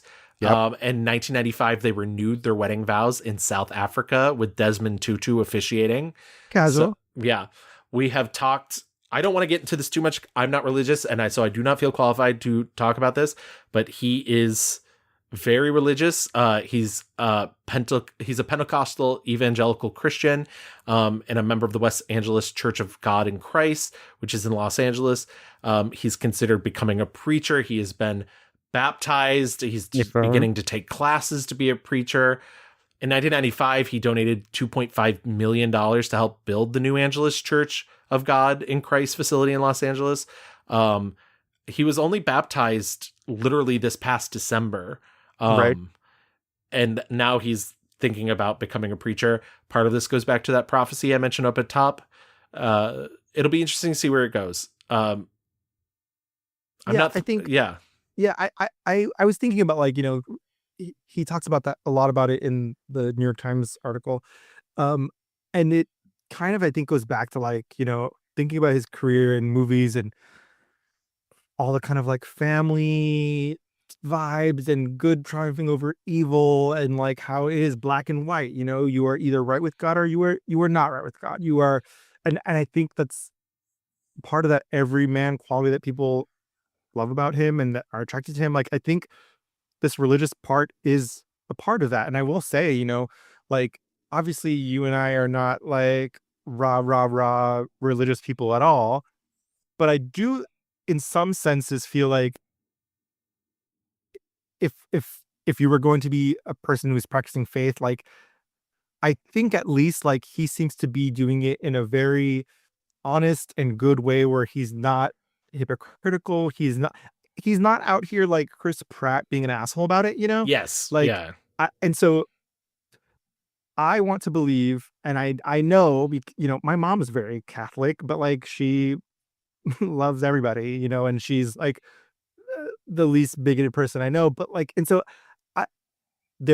we have to have people who are religious and who are fucking good people and okay. And that, I think if Denzel can be that beacon, like, for an example of what a good Christian looks like God bless and go on, my wayward son. Like, yeah, go off, Queen.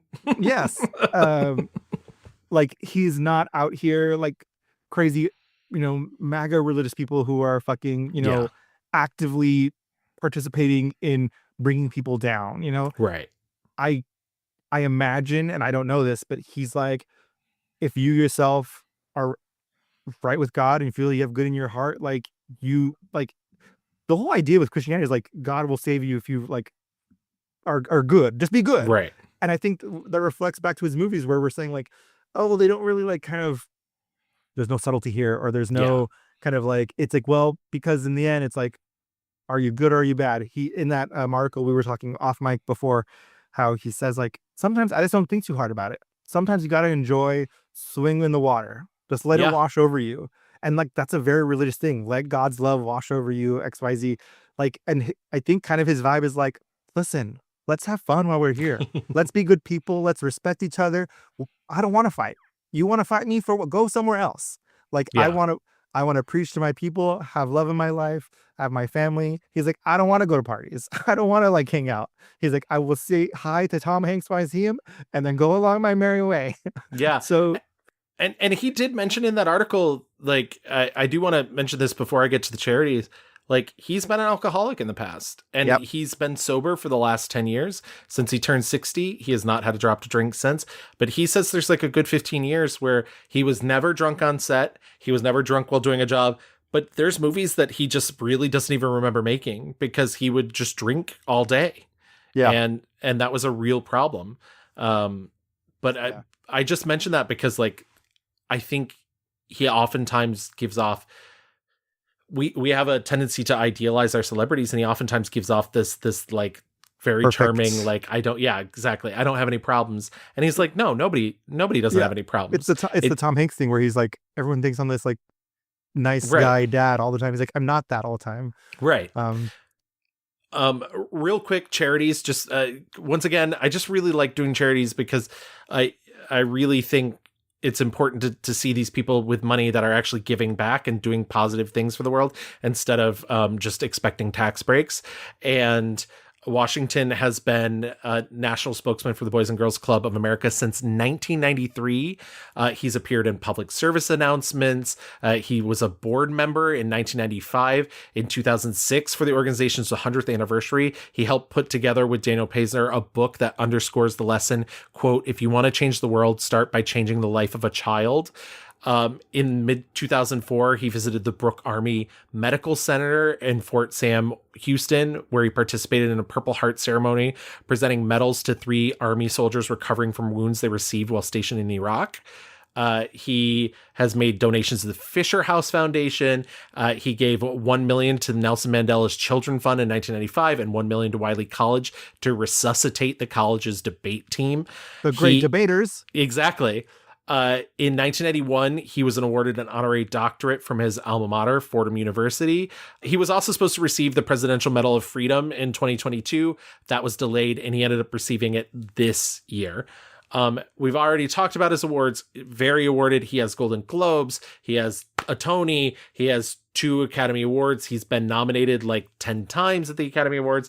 He really needs to read a fucking book so he can get a Grammy. And he really needs to, like, I don't know, put one of the August Wilson plays back on HBO and get that Emmy. Get an Emmy. And that he can EGOT.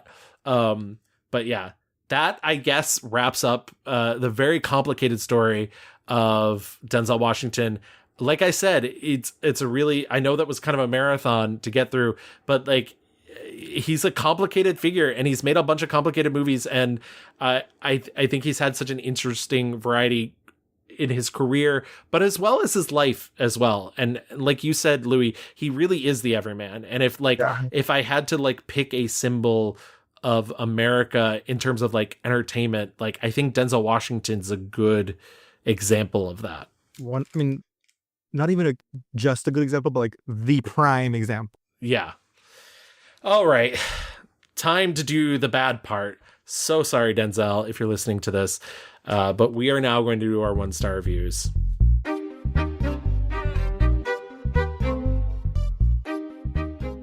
Louis, hit me with your 1-star review. My 1-star review, and I, even though, like I was saying, I bet you if I watched The Simple Things, I would fucking hate it. The little things? Is it The Little Things? Yeah. The Simple Things? Simple, Little Things. Whatever the fuck. The Simple Life with... Right. I don't know how you get 3 Oscar winners in one movie and like... It's The Little Things, yes. The Little Things, yeah. But my pick actually is 2003's Out of Time. I don't know what this movie, like, there is a difference between like a movie that is like going to play fast and loose and be kooky booky like Virtuosity, because that's not reality. Like that's just not reality. Out of Time is suggesting we are in real life, we are in the real world, and like and it's just it thinks it's doing more than it actually is. Out of Time, he plays Matt Lee Whitlock. He's like a chief of police. He's like, and also what I hate about this movie is like it has this moral thing going on with it, like that I really, really don't like, because it starts off with Sanaa Lathan. She like calls the chief of police, is like, someone's here, better help. And I smell the skunk from a mile away. And sure enough, they're just doing a little like cosplay, sheriff better help me, and we're fucking, but that is not his wife. That is Dean Cain's wife. And they're having an affair. Poor girl. I know. Truly. And like the vibe is that he's like a a football player who got hurt and now is like an asshole, I guess. And Denzel Washington, his ex-wife is Ava Mendes, who, I don't know, is a tough woman who can't be tamed, and that caused problems. Um, which is basically all that happens. Like I would say spoiler alert, but like this movie's so stupid it doesn't matter. Like basically Sanaa Lathan's character and Dean Cain's character kind of throw Denzel for a loop. She kind of seduces him, makes him think she has cancer, makes him steal money from the police station. Yes, yeah. To give to her for cancer treatment that is not real. They disappear, and he's like, "Oh fuck!" Eva Mendes comes down to like, and also to make him look even more guilty. She fakes her death and has him be signed over as the beneficiary of her life insurance policy, which like is insane. Right? Very like it's very twisty turny, but like in a stupid way. Yeah. And there's a part that I especially thought was so fun. This movie plays fast and loose with like technology. They love showing us how beepers work and like tracking. Also, he has to change these phone records because he called the time. Oh yes. And so he decided Photoshop was not a thing, but like the way he scanned that in and was able to like edit in like Microsoft Paint.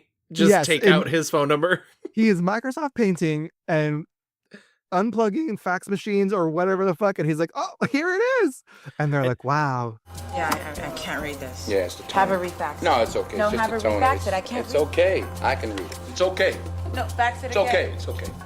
That says Barry Thomas, a friend of Chris's from high school. I know him. It's a very overly complicated film. He goes to try and save the day. It's, murder kind of across this Florida town or whatever. What I don't like is that, like, in the end, both Dean Cain and Sanaa Lathan die. And in the end, he, like, gets back with Ava Mendes because, of course, that's, like, his true wife. And the woman he's fucking, Sanaa, who, I mean, these are both damaged people. And, like, can they not just like kind of commiserate and have this? Like, you got to fucking kill her and like, and because in the end it turns out she's the real mastermind. That it wasn't even like Dean Cain, like she's the real baddie. But she's like, oh, he made me do it, and like he was gonna find out about us, right? Whatever. But I got that like that was. I mean, I was like, yeah. I didn't believe that. Yeah. But the thing I will say too, that in letting him get away with it and by giving him the happy ending. Also, his character learns nothing because his character did some really stupid things to begin with and then does actually commit a series of crimes in order to cover up his lack of guilt. I know that he's the most obvious answer because he's being set up, but like he didn't do it. So. Right. I think also, Denzel, like Virtuosity is a very good example of like he is very good in that movie that is very stupid. Like he's actually bringing it and it makes sense. In this movie, I don't even think he can like lift it up. Like this movie never gets off the ground. And so I don't think like his performance is particularly good. I really did enjoy this movie. I'm interested to see what your 1-star review is because I have like maybe one or two others where I was like eking towards the bottom. But what do you got, Gavin? I do want to say real quick before we move into mine. I really respect Carl Franklin. He is a Black filmmaker who started in a time when it was harder for Black people to get movies made. But on the reverse of that, the other thing about Out of Time is that it looks like a Cinemax movie. Like it looks like it's going to break out into like softcore sex scenes at any moment throughout most of it. And so anywho, I had an initial 1-star review. And then we barely talked about it. So I was like, you know what? Why don't I move on to something that really deserves my ire? But my initial one was 1988's For Queen and Country, just because Denzel Washington cannot do a British accent. I'm so sorry. So sorry, sweetie. he tried so hard, and it doesn't work. And I even like went in and saw some contemporary reviews from when it came out, and people were like, his accent is so accurate. And I'm like, what, were you high? What is happening? Well, the army was supposed to take care of its old soldiers. It's good enough for a flash bastard like you, Cole. It's good enough for me. I don't live here no more. Where'd you move to then? Knightsbridge? Nah. Surrey Docks. Well, I don't believe it, eh? I think my real 1-star review has to be just based on is The Book of Eli. The Book of Eli is a 2010 post-apocalyptic neo-western. It's a movie about Denzel Washington, who is wandering through the wasteland with a machete on his back. He's wearing dark sunglasses, and he's going to make everyone who gets in his way pay. Sure. He stops in a town, I think, to like refill... recharge battery for his iPod, which, by the way, I'll get to it actually, because he stops in this town. This town is run by evil Gary Oldman, a guy named Bill Carnegie, who is looking for a book, a specific book that he believes will help him control people. While Denzel Washington's in town, he sort of like takes him in, wines and dines him, and sends his daughter, played by Mila Kunis, to go spy on him. And when she spies on him before they have their dinner, he prays. And she then goes to pray the next morning before they have their breakfast. And Gary Oldman goes, oh, this man has the book that I want. It's the Bible. Okay. Yeah. So what then happens after that is like a cat and mouse between Eli, who you find out is going west because he heard the literal you find this 2/3 of the way through the movie. He heard the actual voice of God, which I think is something that should be presented to you in the first 15 minutes of the movie, to tell him to go west because he needs to deliver this book. And Gary Oldman gets him, captures him. I'm going to spoil this whole thing for you because it's so dumb. Leaves him for dead. Mila Kunis escapes from Gary Oldman. She can't get the book back, but he's like, I'm still going west. I'm still determined to go west, even though I'm dying from this bullet wound. They get out west to a printing press built in Alcatraz by Malcolm McDowell, where he is printing out all these books. And he sits down with Malcolm McDowell and he's like, I need you to record everything I'm going to say. And he has memorized the Bible. Oh, sure. Also, he takes off his glasses and you realize he's blind. Sure. So Gary Oldman gets that Bible. He opens it up and it's all in Braille. Oh, no. Not the Braille Bible. Yeah. And so Denzel Washington dies after having just given the entire King James Bible to Malcolm McDowell. And the last shot of the movie is the last shot of the movie is really Mila Kunis walking away wearing his sunglasses with his machete, like she's now going to go back to her town and save it. But one of the last shots of the movie is Malcolm McDowell taking the newly printed Bible that they've printed many copies of and putting it on the shelf next to the Torah and the Quran. So wait, you're telling me the other two books of the world's largest religions exist, still exist. Listen, but the Denzels of those religions got there first. Right, exactly. But you needed the King James Bible too? The one that everybody's like, that translation sucks? The Jewish guy got here 2 weeks ago. The Muslim guy was here last week. Exactly. You know. Oh boy, is this movie so bad. And on top of it, like the Hughes brothers, like they tried to do some stylistic thing where everything is gray, everything, and like, I get it, but like, it's so dull. It's not fun. And I think like this movie would be 100% different if it came out in a post Fury Road world. I think it'd be more colorful, more interesting, but it's not. It's like somebody tried to make a fun action movie out of The Road, and that's just depressing. So yeah, Book of Eli, I cannot recommend. It's so bad. One day, I heard a voice. It's hard to explain, but it was like it like it was coming from inside of me. But I could hear it as clear as I could hear you talking to me now. What did this voice say? It led me to a place where I found the book, buried under some rubble. The voice told me to carry the book out west. It's looking like Evanescence, the movie. Yes, vibes, yeah. You know? Truly wake me up inside. Like, can't wake up.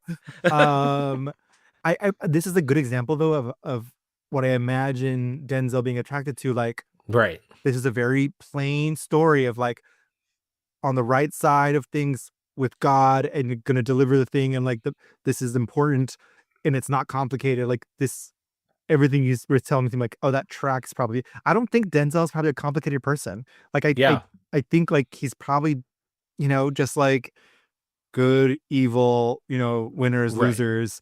What is well, right, I mean, what is wrong. even in some of those articles, he was talking about like his kids, like every, even when I was working, my wife would make sure she'd read a Bible passage with them every morning. And like, yeah, I think it's a very like sort of regimented, but once again, he did go to like a military school for part of his youth. So like, I think part of that organization comes from that.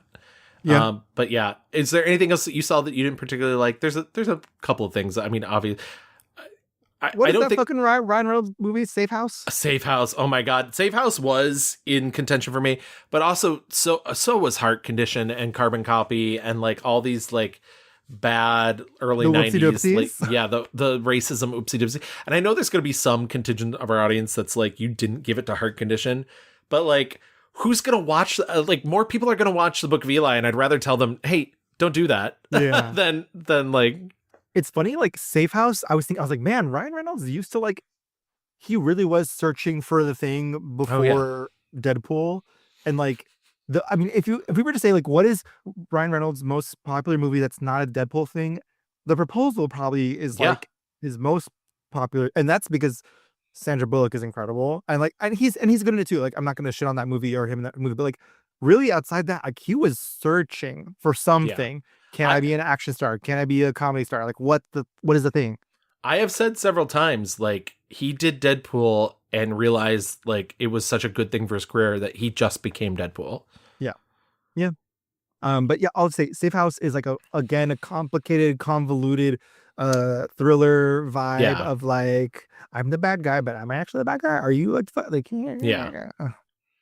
complicated. But it's also really bad. And Ryan Reynolds is out of his league especially when he's with Denzel. Yeah. Oh my God. The girlie in that movie is,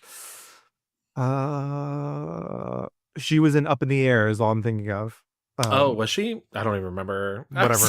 Whatever. But yeah, there's been some speed bumps in the career, obviously. Once again, I do not hold Virtuosity as one of them because no, I don't think it. Nope. Yeah. Nope. Not at all. Yeah. It's not. It is not. Okay. Let's get into our 5-star reviews.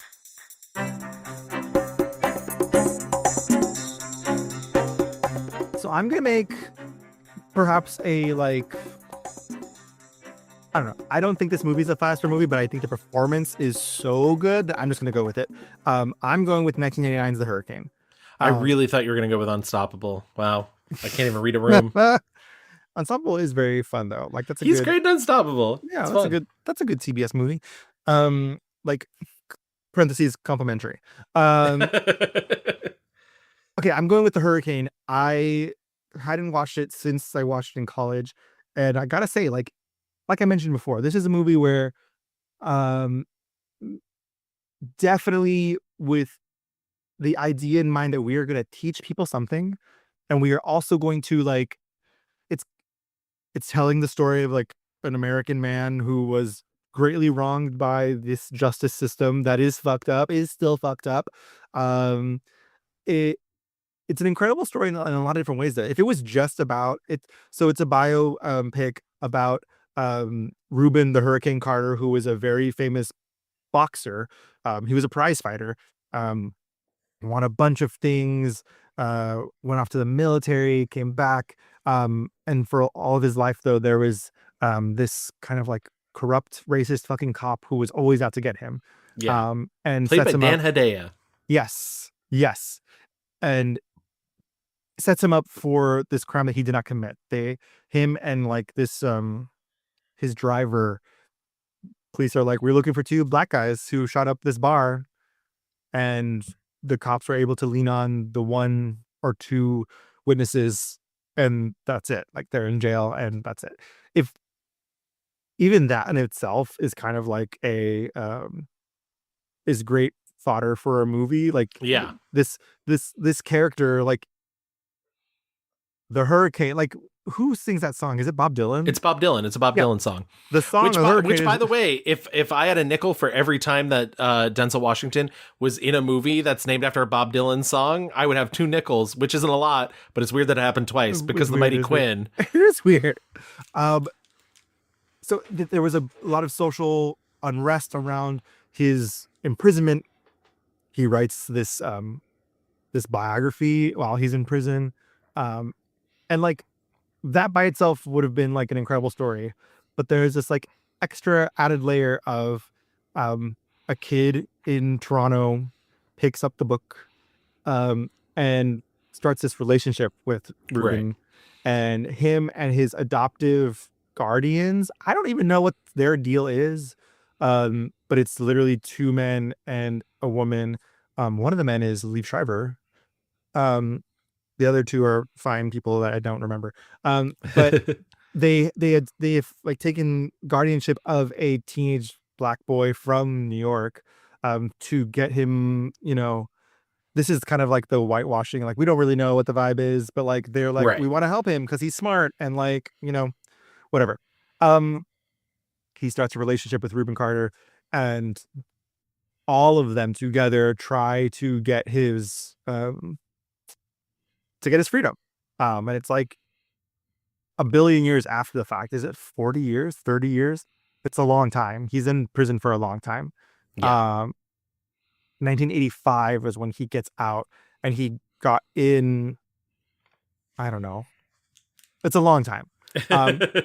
But anyway, so like the story is pretty incredible, and it's pretty, moving and profound. Again, Denzel in his bag, telling the story of a great American, a great Black American, who, overcomes the injustice of the country, but is a patriot all in his own right. The reason why I'm picking this movie and this performance is because this character is so complicated, and so like this performance, I don't know many people who could have done this performance. There's a scene, an extended scene, where they throw him into lockup by himself. Yeah. And he's going crazy. Like, he's hearing all his inner demons who are calling him weak, a loser, stupid, don't trust anybody. He's having this episode, and it's astounding. It's astounding how Denzel's able to play both the hard and the soft of this man. Like, for a man who has been through so much in life and has had to fight for everything, but also is beaten up, like literally physically and emotionally. And he says to the kid who visits him, he's like, the way I survive in here is by not dreaming, is by not loving, is by not, wanting. I can't want things if I'm going to survive in here. He is so hard because it's too much. There's a scene where his wife comes to the prison, is like, we're going to keep fighting. And he's like, no, yeah. I can't do it. That scene, I love that scene, honestly. I'm sorry. It's over. It's finished. I'm going to die in here, May, so... Baby, listen, there is still a chance. Now, all we have to do is hang on. There's nothing to hang on to, May. I want you to divorce me, you understand? And I don't want you to come back down here. No, now you listen to me. There are still things that we can do. We just I'm not going to be a weight here, hanging around your neck. You are no weight around my neck. Well, then you're a weight around mine. Now, I can't do all the years I got to do in here knowing that they can take your beautiful face away from me anytime they want to. You understand?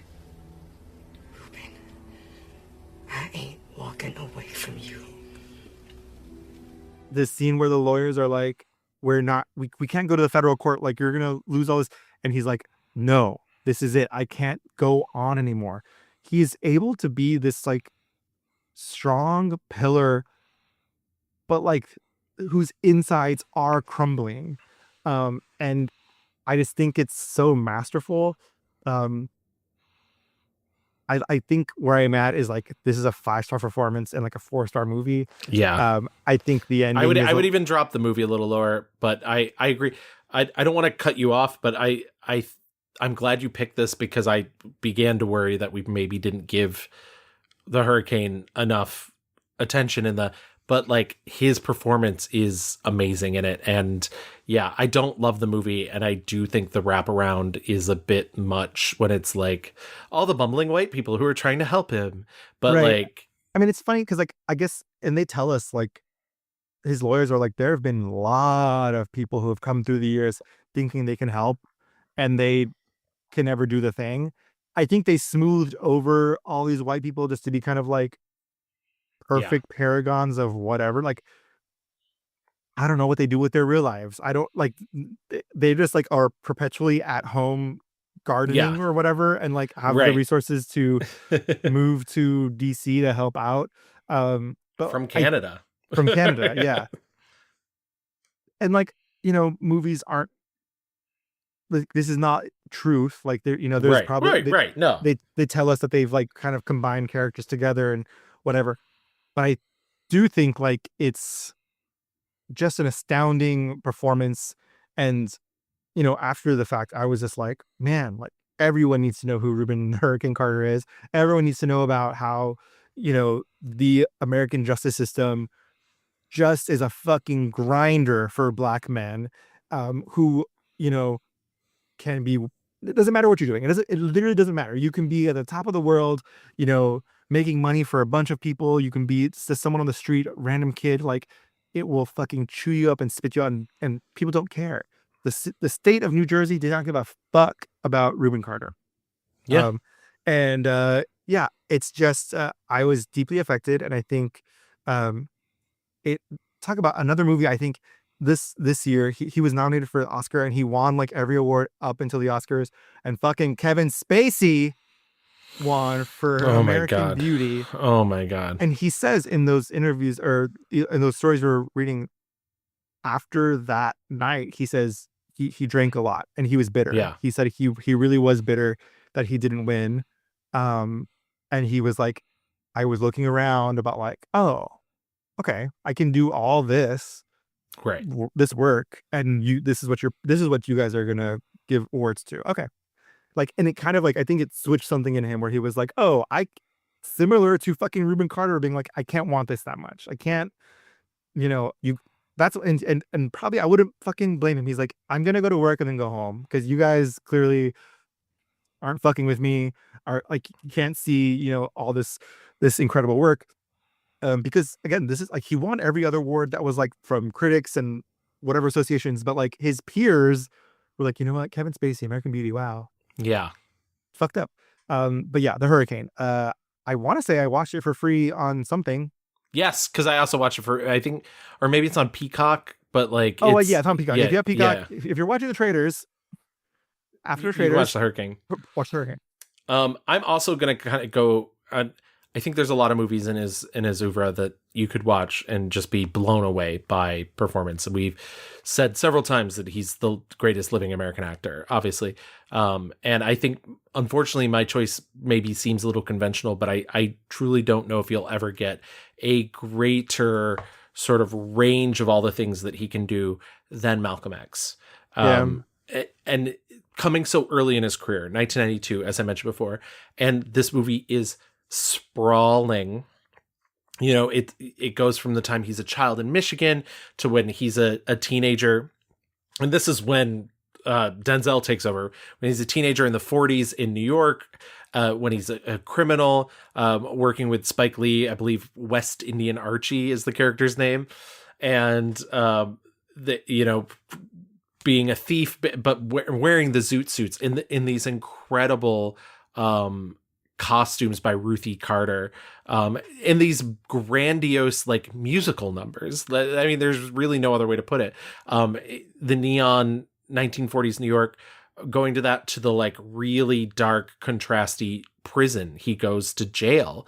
And that's where Malcolm X learns about the Nation of Islam, converts to becoming a Muslim, and really when he gets out of jail, 6 years is the amount of time he spends there.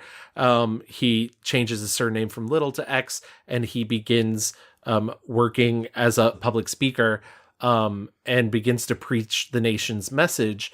And from there, obviously becomes the figure that he is in history. And then through that, through his adulthood, through bitterness for preaching separation for the races, falling out of favor with the Nation of Islam, converting to Sunni Islam, starting to preach tolerance instead of racial separation, through his assassination. All of it is just this arc. And it's so funny because we were talking about those interviews that, he's like, I am an actor. He's like, I am not Malcolm X. Mm-hmm. He's like, in fact, Malcolm X might be some of the hardest work I had to do because I am not him.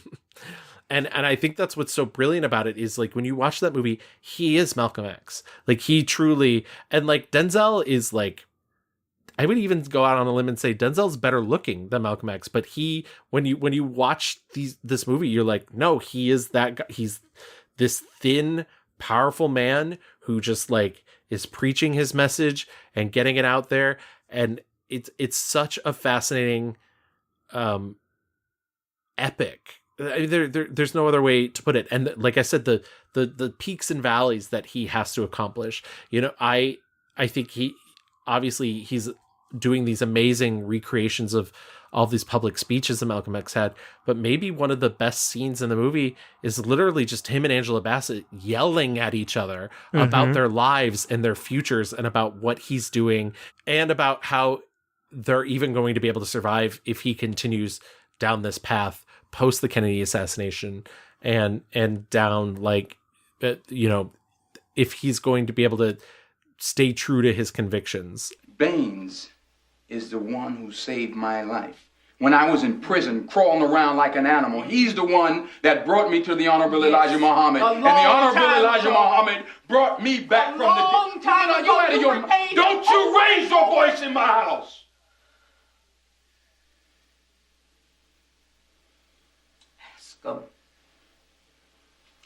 Ask them why they have new cars and houses. Is that what this is about, Betty? Do you want some new furniture? Do you want some cars? What do we have?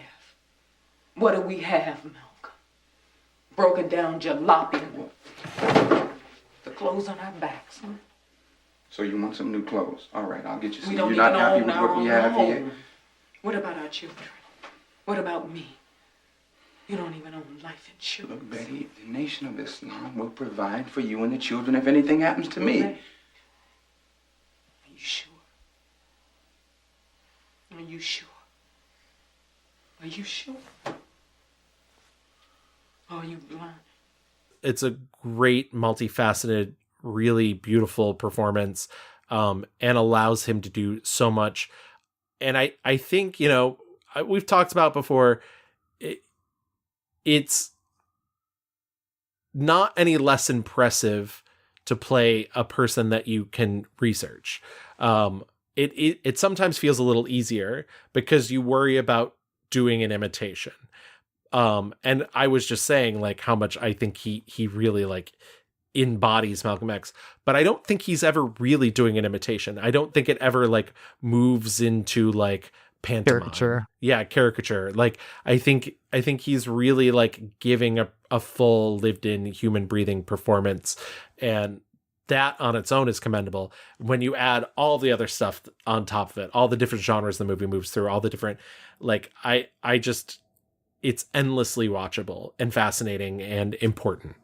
Yeah. And so, yeah. Totally. I mean, you hit it out of the park. I mean, it is like this epic, and I want to say like on the whole, Malcolm X is a better movie than The Hurricane. But I do think like those two men are very similar in that like they are men who learn a lot about themselves and who they trust and who they don't trust. You know, Ruben is very much he's like fuck white people. Like at the Yeah. beginning, like he's like they know that that's not fucking for me, and then has this kind of like coming around of like oh there is and again I think it's this idea that like Denzel kind of likes also like he kind of likes the idea of like white people can be fucked up and we got to keep them at a like arm's length, but also maybe wow like me learning the thing of like, okay, you do have to kind of soften up a little bit and God help me, like hashtag not all white people. But like Malcolm in the same way, like, you know, he went through this journey of like himself and like Yeah. the segregation and like actually harmony. Like there's a lot there. And I think it reflects in a lot of his movies. I think Remember the Titans is kind of, you know, same way, The Great Debaters.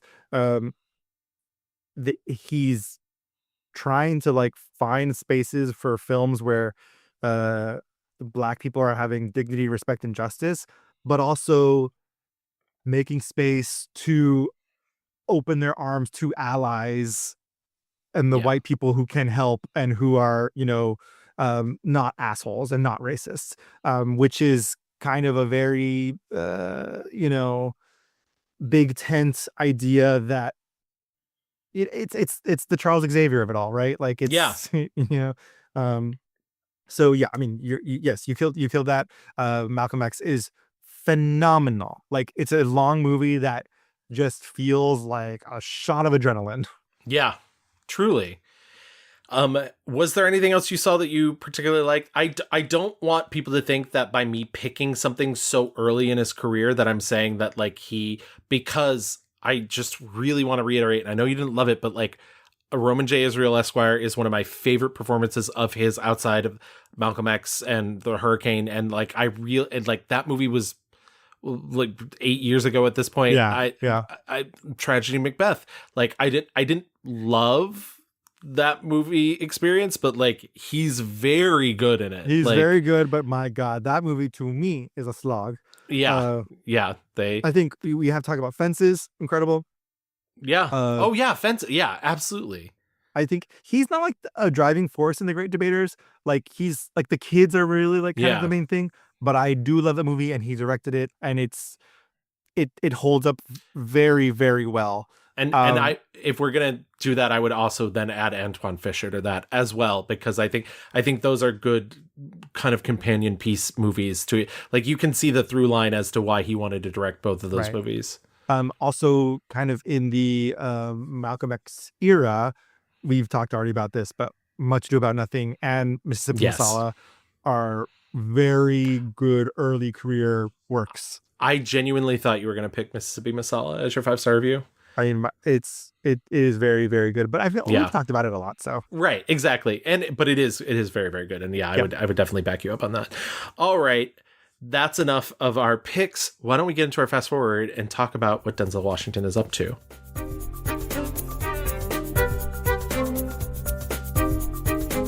He's currently in New York right now because he's in rehearsals. In my bedroom right now. In your bedroom. You wish. Don't break that 70-year-old man's hip. He is currently in rehearsal for Othello with Jake Gyllenhaal. I'm gonna say something controversial. I think the stage is where Jake Gyllenhaal should be, because I think in the last like 10 years, Jake Gyllenhaal has become too big for film and just like is playing everything to the rafters. And I think on stage it probably works. And on this is no pun intended, but it kind of equalizes like his over the topness makes sense on the stage where you can kind of sit back and be like, oh, he's kind of good. He also recently wrapped Spike Lee's new movie, which is a remake of the Akira Kurosawa film High and Low, which I think in very Spike Lee style has been stylized as highest to lowest. And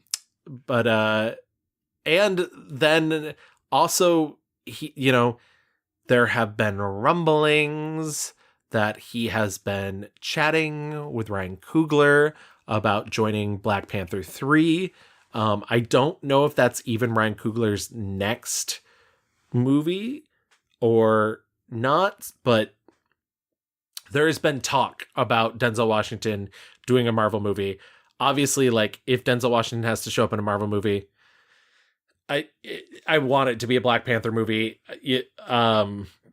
But like, right. also, I guess I don't know enough about like the Black Panther universe to be like, who the fuck would he be playing? But if it gets him back with why I'm always forgetting her name.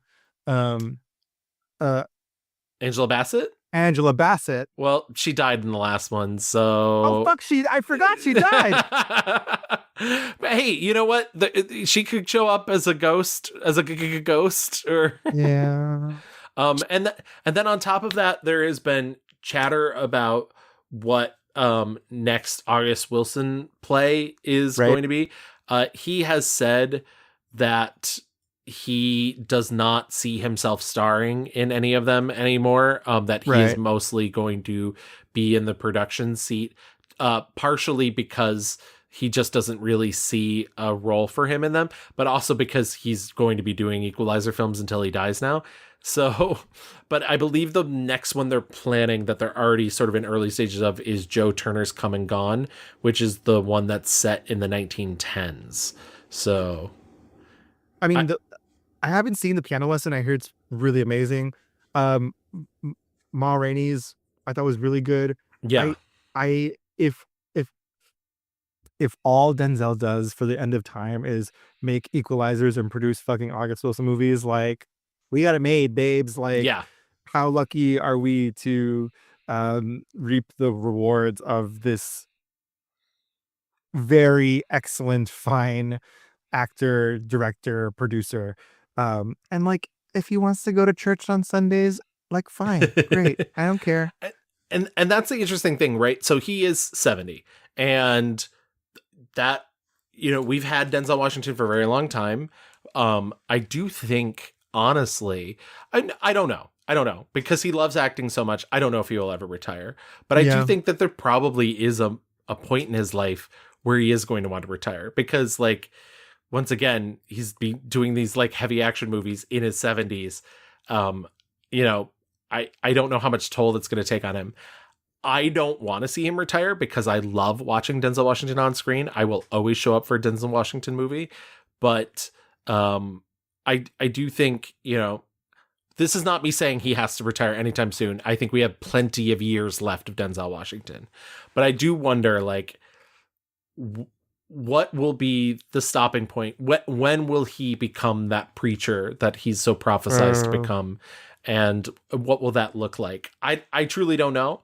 It's interesting. We don't normally get like a glimpse of what somebody's post-acting career is going to look like, but I feel like he's been hinting at that. I think this getting baptized in this last year was like a step towards that. So, I mean, I think, like, and he said, like, acting has been his preaching, right? Like, right. And a lot of his movies are that, like, this, what we've been talking about: harmony, justice, right and wrong, black and white.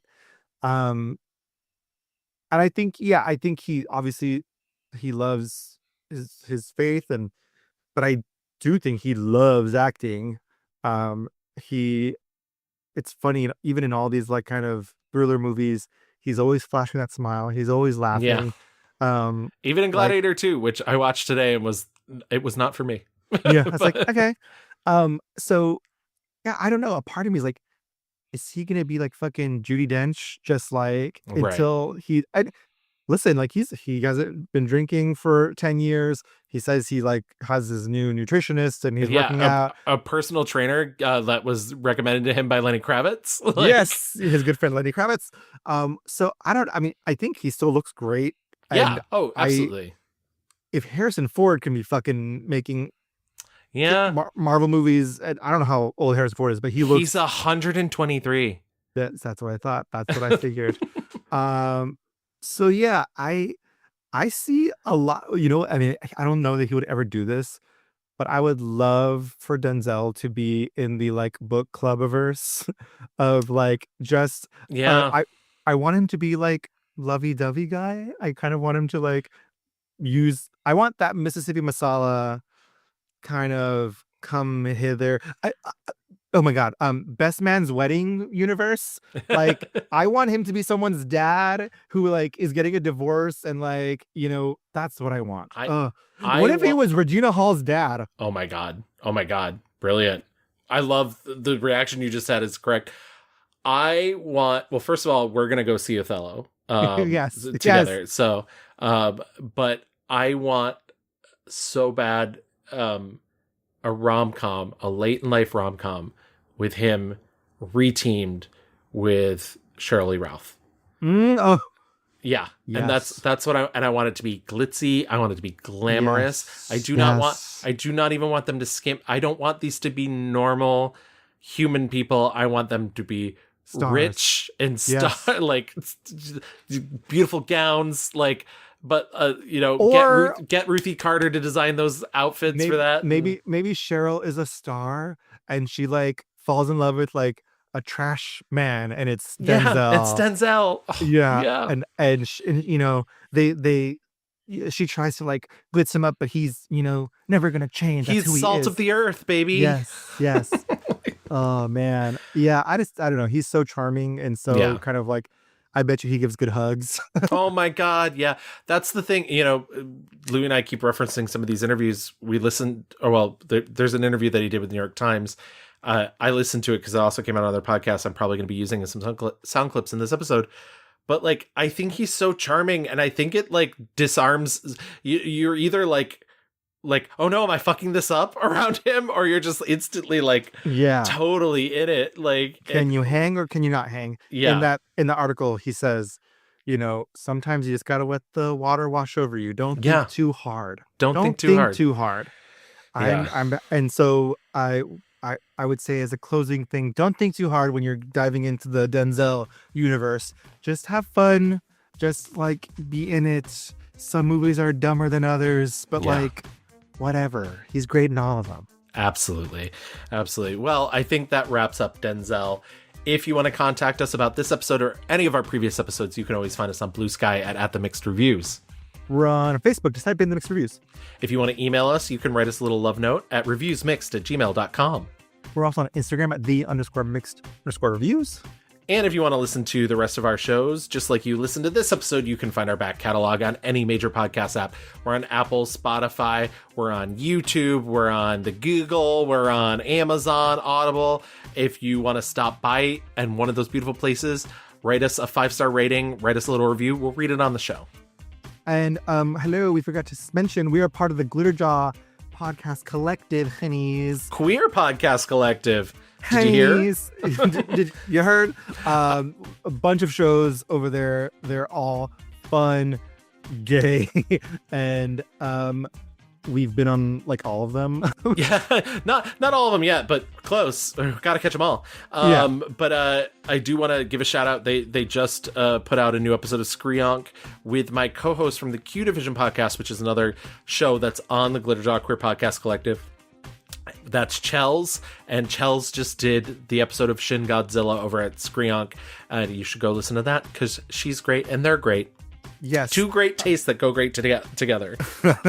And also, if you would like, join us on Patreon, $5. We do our kind of current movie watching there, and hang out. We have a good time. Thanks everybody. Next time we're having a special guest, a return, if you will. We're gonna get top of the morning to you. What? How does one get top of the morning? I don't know, Louis. Okay, you just do. Okay. Well, with that, good night, everyone. Thanks for listening. See you next time. Bye. Bye-bye. Oh, my baby. Oh, my baby, I love the way she walks.